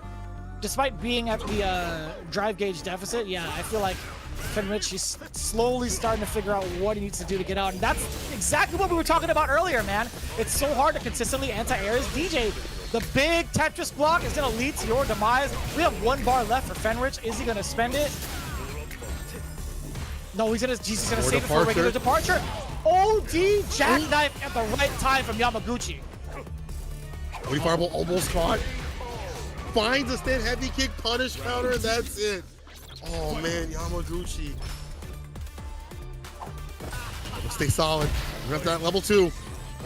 There's the amnesia though. You pressed light punch one too many times. My turn to party. Checking the movements 2 times over with the 2 crouching light kicks. The anti-air is there. The big stoppage against the drive rush. You get a drive rush combo of your own, good sir. Yamaguchi, he's going to spend it for a very good cause. Now, I got to say, this has to put him in burnout, right? Is he at 1.5 bars? We're about to find out on this episode of Street Fighter League. And it's just enough for the burnout. Drive rush getting the jab continuation. Safe jump city. He's allowed to do it. You can't perfect parry it, but this is going to be so much damage. Oh, we'll take it. Let's get DP. Plus frames. OD, you're still caught. Yep, go for that chip, no dip. Plus frames So again. one more hit. He's got to do level 1. Yeah, get him out of there. But look at this. You still can't get hit, touch, or tap. Finds a jump in, getting aggressive with it. It's Finrich. The departure. But that trade is in favor of Yamaguchi. He'll take that any day of the week, even on Sunday. And that's really smart composure too. Even out of the corner, Yamaguchi still able to just maintain his charge and get the autocorrect DP. No cross cut necessary because you don't need a cross cut with charge characters. That's just not how it goes. But at the same time, Yamaguchi still having his composure to do it and wait is a different style that I like to see, right? Even if you don't get to maintain your corner under pressure, at least make them pay for it. 100%. A lot of early OD amnesia from the side of Finrich. Going to get the defense right back in his hands. Back to offense. This full speed sort of thing has not been working out. I lied. Double departure hits. Now I call up in the corner, and this is bad. Look at that. Space out the departure. We get ambiguous when he's going to come in. Yamaguchi's defense is being tested here.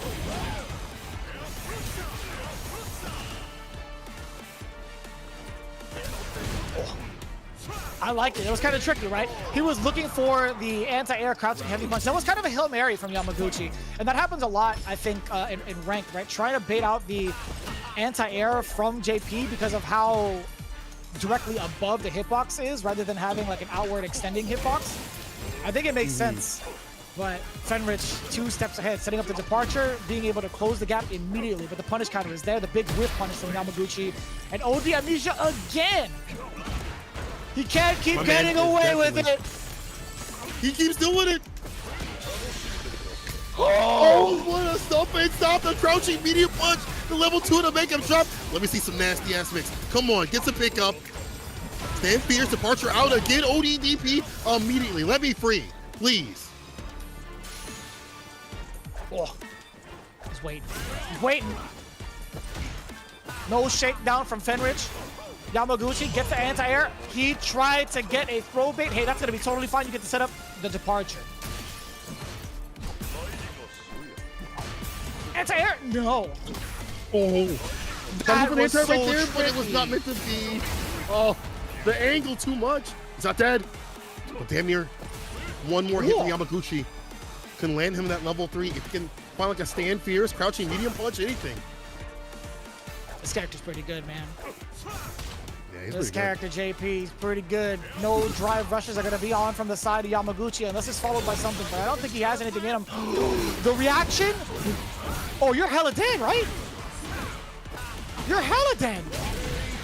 Damn. Yamaguchi cleaning it up. New challenger DJ. This guy's smurfing. Caught in 4K. Get him off the streets.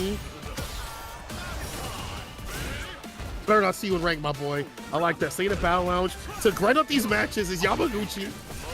Little anti that jump heavy kick right there. Challenging and stuffing the drive rush. Hard to do against the likes of JP. But let's see, you're caught up in the corner. OD departure.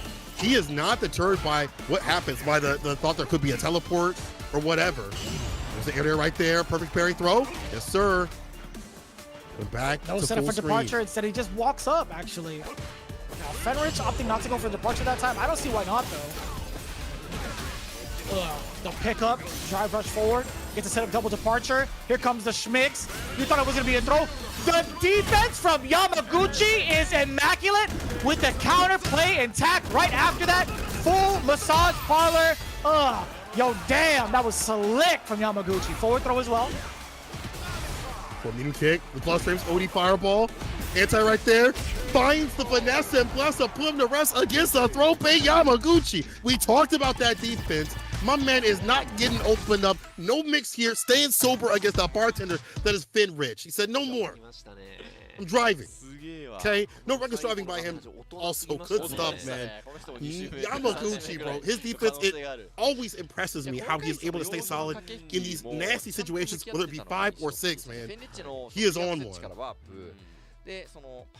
I think on one is an understatement, man. He is, I think he's looking, the way that he played just now, he is looking like the premier DJ. I think it's like, I wanted to chalk it up to Fudo this week with the way that he played DJ, but him falling short in the sudden death match, I feel like it's a little different. Yamaguchi, he was a little rough around the edges in the first part of the set.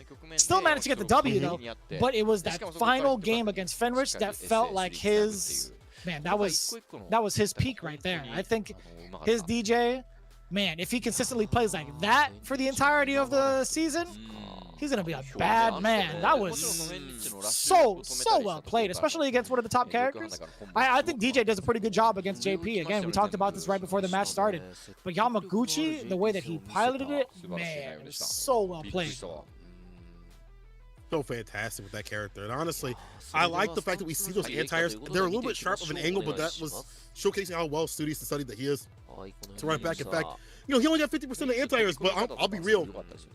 Any anti-air is a good anti-air when you're A, DJ, and when you're B, going against the missile kick, jumping heavy kick, jumping fierce, jumping medium punch of JP. Those are fantastic stats either way from the side of our DJ friend. And also, Yamaguchi getting 3 out of 3 for DPs. In terms of reversals, was not able to be read in terms of wake-up decisions. That's also a good sign. Make it very ambiguous when he's going to wake up light punch, sand light punch, it's like 4 frames, or ODDP, or what have you. Like that alteration of defense, let him stay solid. That's 20 points for Shinobism Gaming, outpacing so far CYCLOPS. So far. So,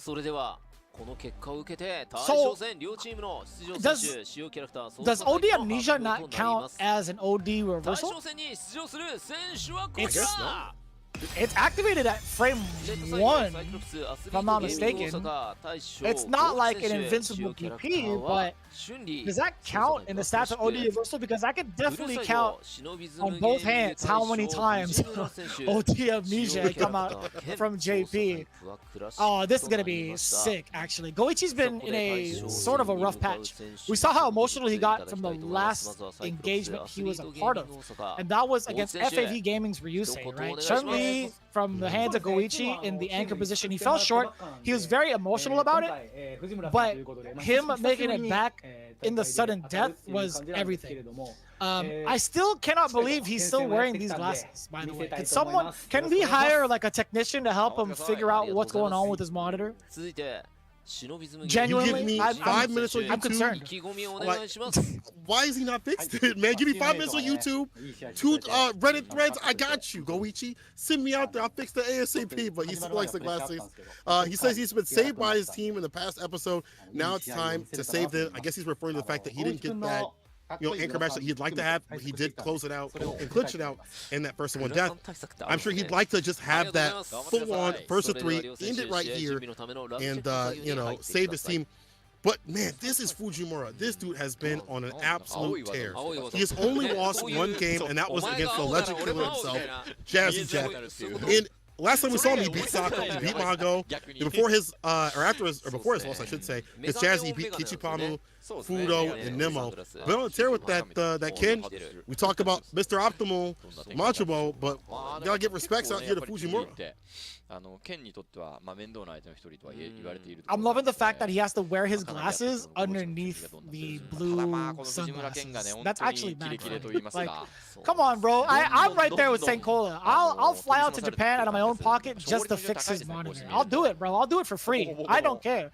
Whatever it takes, bro. Whatever it takes to help you out, because it feels like I don't know if the sunglasses thing is going to be like a permanent thing for him going forward at other events, right? Like, I genuinely am curious about that. But looking at the pregame quote from Fujimura, he got prepared for the game and for Goichi sunglasses. He has a specific counter to Goichi sunglasses. I can't imagine what it could possibly be. Looking at the current stats, Fujimura is 5 out of 6. He's got 60 points to his name, meaning he's done very well for himself in the anchor spot. And we were actually waiting for it, right? We were waiting to see whether or not Shinobism Gaming would do the right thing and put Fujimura in an anchor position. They finally did so literally a couple of days ago, right? It was Tuesday's matchups where they finally did it. So I think they're starting to continue this trend. If Fujimura takes down Goichi, they'll walk away with 150 points, skyrocketing them into 3rd place, taking over the very team that they're facing off against, right? CYCLOPS still currently at 130 points. Shinobism Gaming, they need every point they can get, right? 110 points, and they need to stay above that line to make it into the next phase. So having this 40 ball would be perfect. Be fantastic, and Fujimura definitely a fantastic choice. Not only is he a good choice, I think, for closers, because I feel like he is probably the strongest on the team right now, especially if you look at the record, but also the fact that he had just fought Sako, who is a fantastic Chun-Li player. He's got the matchup knowledge down, so once again, we have to see a different look from the side of Goichi, not just talking about them glasses. Nah, not the OD fireball. He was looking for that reaction. Oh no, he missed it. That was actually so unfortunate too. That combo is actually kind of tough to get consistently. It's not a lot of damage though. Worth it if you can get it, but unfortunate Fujimura for that drop. But still, I can pick these fireballs. Hazanshu cuts right through, and hitbox lingers a little bit more to the side of Kin. Now she's in the throw.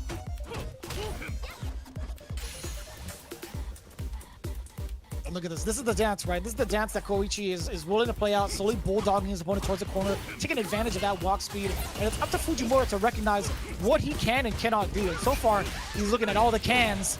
He's definitely able to do whatever he wants as Ken. Looking like Ken enough right now. If he can land like a crouching medium kick drive rush conversion, could spell doom. He's hunting for it, looking for it. Even teasing the idea, and maybe might sneak in an OD fireball every so often with these jabs, or just a dragon lash. Well, you thought Goichi was ready and steady for the punishment again. Wakes up the crouching medium kick. You have to be worried about that button if you walk back. And just like that, it's level 1. It's Fujimura with the first victory. And that's so optimal for Fujimura too. Only having to utilize one bar for the finisher, being able to carry the rest of it is fine. Goichi already with a big counter poke against the drive rush forward throw, drive rushing immediately afterwards to keep his momentum going. Now this is so dangerous too, because if you overextend, you find yourself into a dragon lash into an uppercut corner situation against Ken, but it's Goichi. Man, all right then and there. Fujimura just jumping out of the way. Man, I love that trade combo against the step kick too. The punish counter against the air legs. We talked about this earlier. That drive rush gotta be coming out soon. Oh yeah. Okay, Goichi's in burnout. This is bad. I mean, there's a lot of openers right here. Jinrai kicks for days, sweep off the feet. He's so close to hitting him with that Jinrai into light kick to seal it. Can he get that extension? Rush bait, maybe looking for possibly a wake up option. We'll just find a shimmy, and that's a stimmy shimmy. It's time to cash out. A level 3 CA.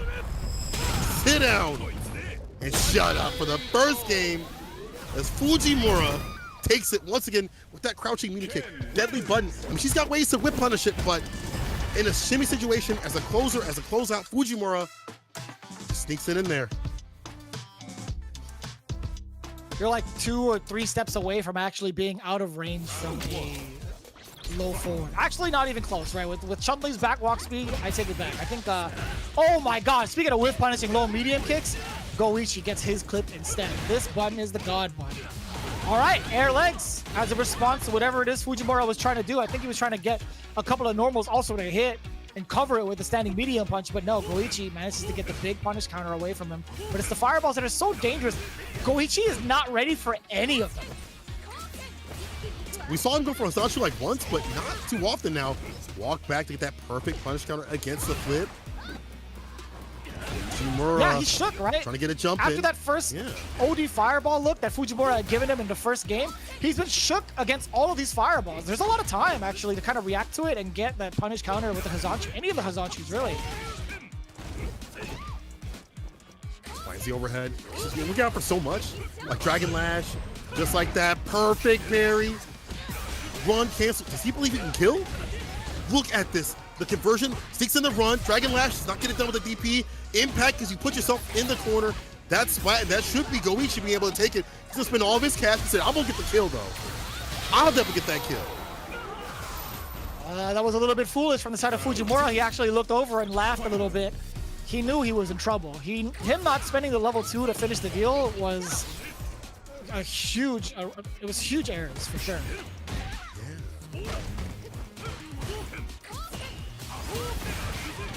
Only fireball we're in. Love to see Drive rush it. stand fear starter. And that's been a big initiator for Chun-Li, right? Throw out the fireball to get some space in this place. Fujimura knew what to do. Runs a level 3 to build up the bar. Has him in the corner. I feel like it's never really a bad time to run that level 3 with Ken. Get bar to back yourself up, especially. You have him in the corner. Dish out the damage, but Goichi finds a way. Forward throw now. Goichi trying to make something out of the scramble a little bit earlier with the down forward heavy kick. Fujimura didn't have that answer. The big interruption against, oh, that could have been more. He actually dropped it. I think he could have gone for a different sequence. Level 3, that's gonna be just enough to kill if I'm not mistaken. Especially if it's critical art. No, it's not. He's barely off the mark, but it's gonna be chip damage. Yeah, either way, it's gonna be a checkmate scenario for Goichi. Yeah, I like that. Stay away with the fireball so you don't get hit with that like level 1 or anything like that. You have to do okay game to game, but I feel like these drops here, these run cancel drops and not spinning the bar when need be are a little bit not Fujimura. To adjust at the computation real quick. Hella Oki off the run cancel, enhance Tatsu and the throw. Forward throw, set him up. Punish again against the instant air legs. Man, dropping, I don't know if that's intentional or not. After the Jin Rise, that's the second time he's dropped that. I'm not sure why he would. I mean, that's damn near a closer right there. Finish the job. Combo, jab, jab, there we go. Still squares it away. Fujimura still has to be careful with these drops every so often. You're giving Goichi a chance to leave outside that corner. Perfect parry. Oh, you thought we going low though. Jin Rai to get that corner push and threatening the idea with drive rush stand fierce with these fireballs. Goichi walks in and gets a throw of his own though. Oh, that's huge. Yeah, the counter hit trade. So smart for Fujimura to net the knockdown.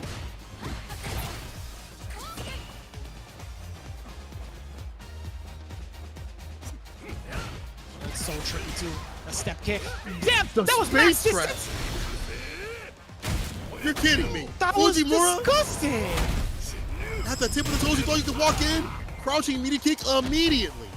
Level 3, and now you're damn near dead. He can play his way. Burnout really don't matter for him. Get back off and just find one good heavy punch DP. Now the bar's back.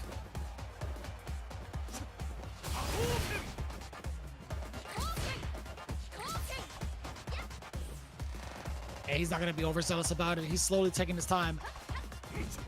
Waiting for the next fireball, the big error also.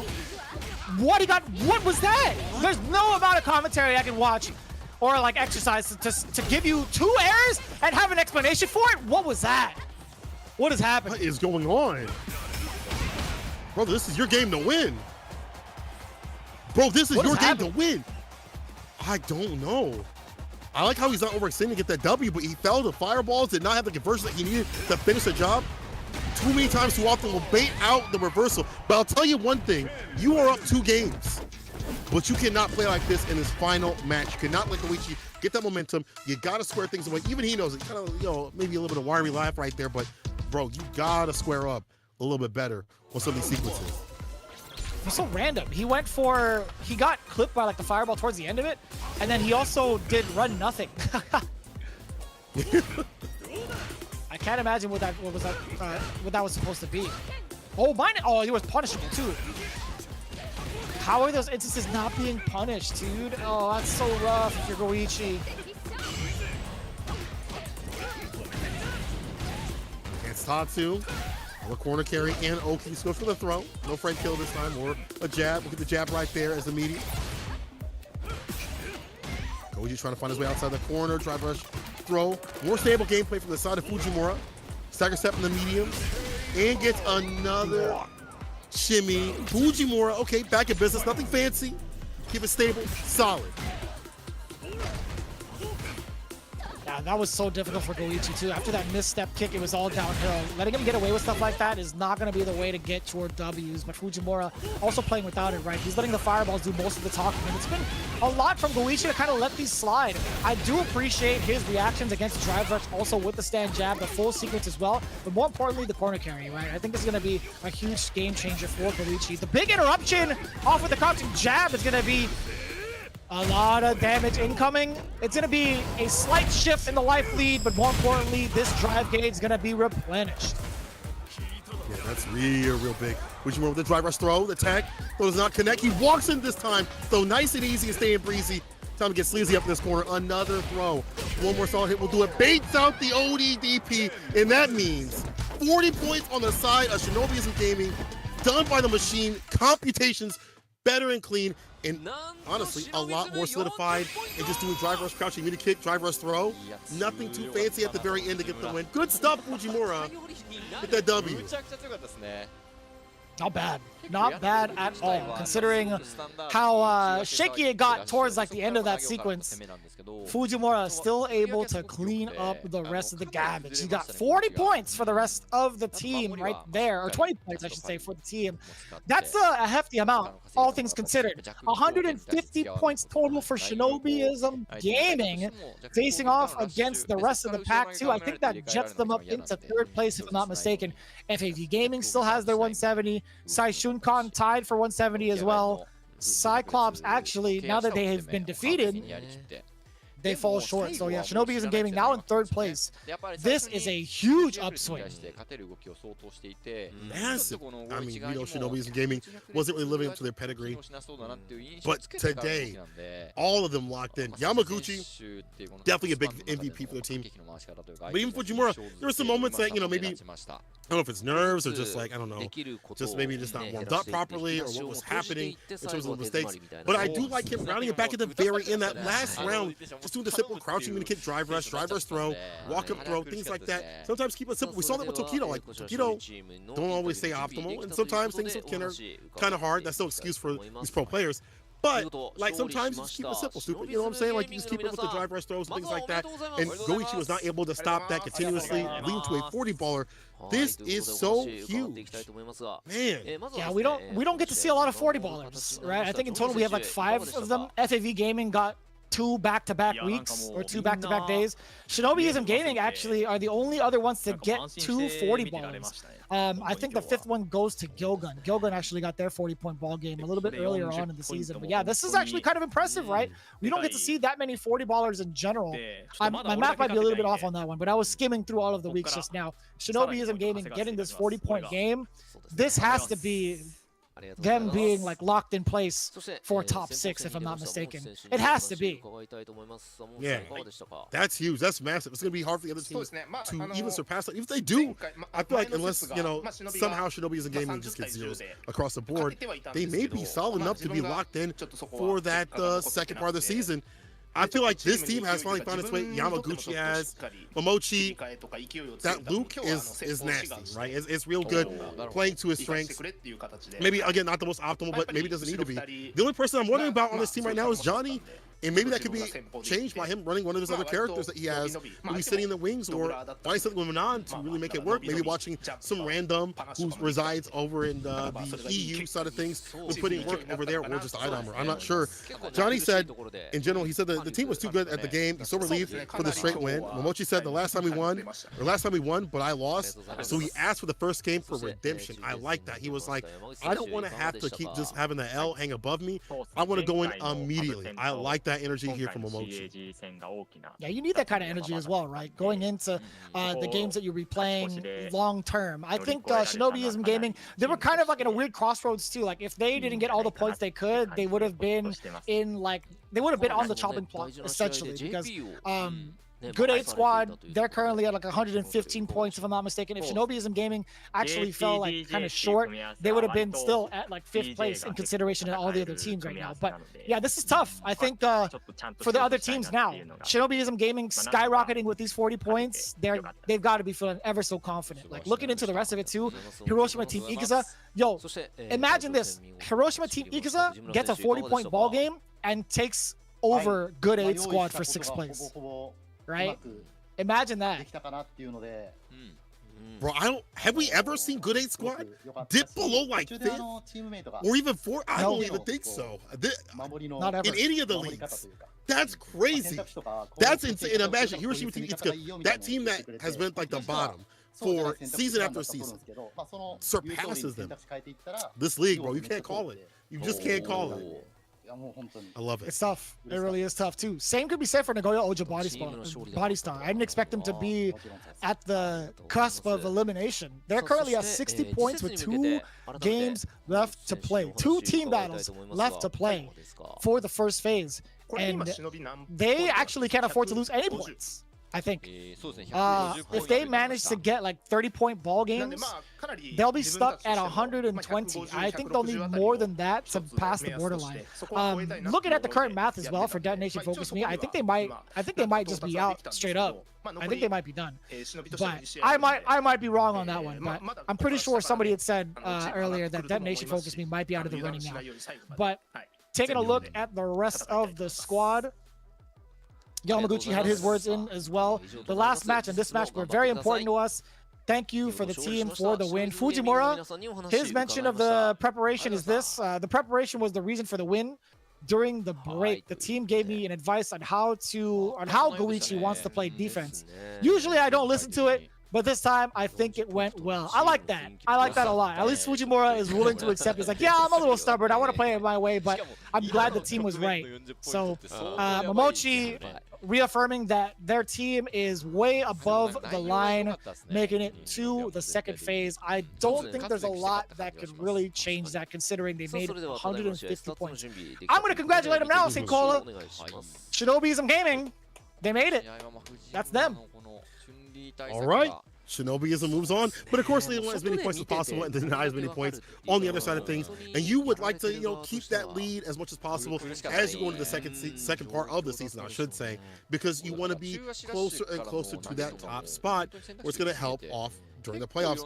And this has kind of been a scrambling situation right here, this scrambly sort of a match. The stats, to me, I want to see more of the drive rushes. Like, my man was doing at least 20 to 30 drive rushes at the very end. But that's how we got his win. Like, the simple game plan really worked out for Fujimura. And I think that is really, to me, what helped solidify things instead of going for these, unoptimal combos or combos that were supposed to be optimal and that were dropped. Just went for strike throw a lot. And that's actually kind of part of the stats right there, the strike throw right there, in terms of how many that were taken and how many that were taken. A lot of those were taken on the side of Goichi. Not so many on the side of Fujimura. 40 points. Shinobism Gaming solidified for the next half of the season. You'll be seeing them again, but of course they want to be higher and higher. So don't think that they're going to sit here and let people gain points on them, or go too far out of bounds testing things and things like that. They may be able to test out characters and stuff, but I feel like they're still going to be looking for those W's. Oh, no doubt, right? They want to try to gatekeep as many points as possible, especially if you're in the lower half, right? I'm looking at Good 8 squad. I'm looking at GyoGun Gaming as well, and CYCLOPS, by the way. CYCLOPS not getting a damn thing in today's matches. Oh, that is a killer. But there's still a couple more weeks to go here in the first half of Street Fighter League Japan, and that's the beauty of it, right? We're only narrowing down the first 6 teams that make it through. But overall, you can take a look at the matchups that have just happened. Saishunkan Kumamoto takes their 30-point win over Good 8 squad is 10. I kind of wanted to skip over to this also. This is huge right here. Good 8 squad at 115 at the cusp. Hiroshima Team Ikuza, they can take it back. They can take it all the way back. Detonation FocusMe, no longer at the bottom. Yo, Nagoya Ojo Body Star at the bottom. My mistake. That's crazy. That's actually crazy, dude. Bro, I don't know if they can make it back. They need perfect games all the way through. That means every game is going to be hella important for all these bottom teams, as it always has been. And same for Good 8 squad. There's no way to tell what's going to happen besides maybe Detonation FocusMe and maybe Ojo Body Star being out of this, but Team Itsuka could make a huge upset, pull Good 8 Squad down to the depths with the Demons, and secure their spot for the second part of the season. That means we may not even see the previous winners of Street Fighter League Japan, but also the world champions, make it into the second half of Street Fighter League. We told you this was going to be the nastiest, the most disgusting, the hardest season, and we did not lie to you. Oh, no doubt. And it's only going to get even more difficult for some of these teams. It's going to be FAV Gaming going up against GyoGun next time, as well as CYCLOPS, Athlete Gaming, Osaka versus Hiroshima Team Ikuza. Then to follow it out, it's going to be Good 8 Squad versus Nagoya Ojo Bodystar. Dude, that is a difficult draw. Man, and it's going to be so exciting. Yo, September 5th is exactly where you need to return, and make sure to mark your calendars for that one. You have a couple of weeks, couple of days to get yourself reacclimated to the realm of Street Fighter League Japan, because this is do or die time, and I highly emphasize the do or die portion of it. Again, we have so many things to look forward to in the realm of Street Fighter League Japan, but it's going to be one half at a time, right, St. Cola? Yeah, that's right. As we get to these schedules, as you all can see here, but you said weeks. It's going to feel like weeks to get to that next episode, bro. I can't wait for it. On the 5th, I'm salivating. I can't wait to see who's going to be making it in, and I know that y'all can't either. As y'all enjoy this, actually make sure to clip it, send it to us at Vicious FGC, and then also at _St. Cola, and of course, at Capcom Fighters. Hit us, the US people, and let us know how much you love Street Fighter League and how much you've been enjoying this action as we work our way to that 1 million for the single play, and then also for Street Fighter League World Champions later on. During that same time, I think actually we'll be having that probably at the same venue. I mean, I imagine so. Yeah, most of the time it's going to be Street Fighter League in conjunction with the finale of the Capcom Pro Tour. So again, this is a very, very special time to be a fighting game fan and also a Street Fighter 6 player, because we're still looking for a total of 48 players. Now we're actually looking for just a little bit less, now that we have 3 players that have made it into Capcom Cup. Only 45 slots left, if I'm not mistaken. And guess what? We have a CPT qualifying event happening this weekend as well. So stay locked in to Capcom Fighters, and also stay locked in for some of the offline premieres that's going to be happening October 20th through the 22nd. We have Gamescom Asia for the offline premiere in Singapore with a registration cap at 1,024. Same thing applies over November 3rd through the 5th with Paris Games Week with that registration cap. Again, the offline premiere for France. If you guys are in that area, be sure to hit it up. Start.gg. Again, the registration opens on August 9th. So it's already way open, way in advance.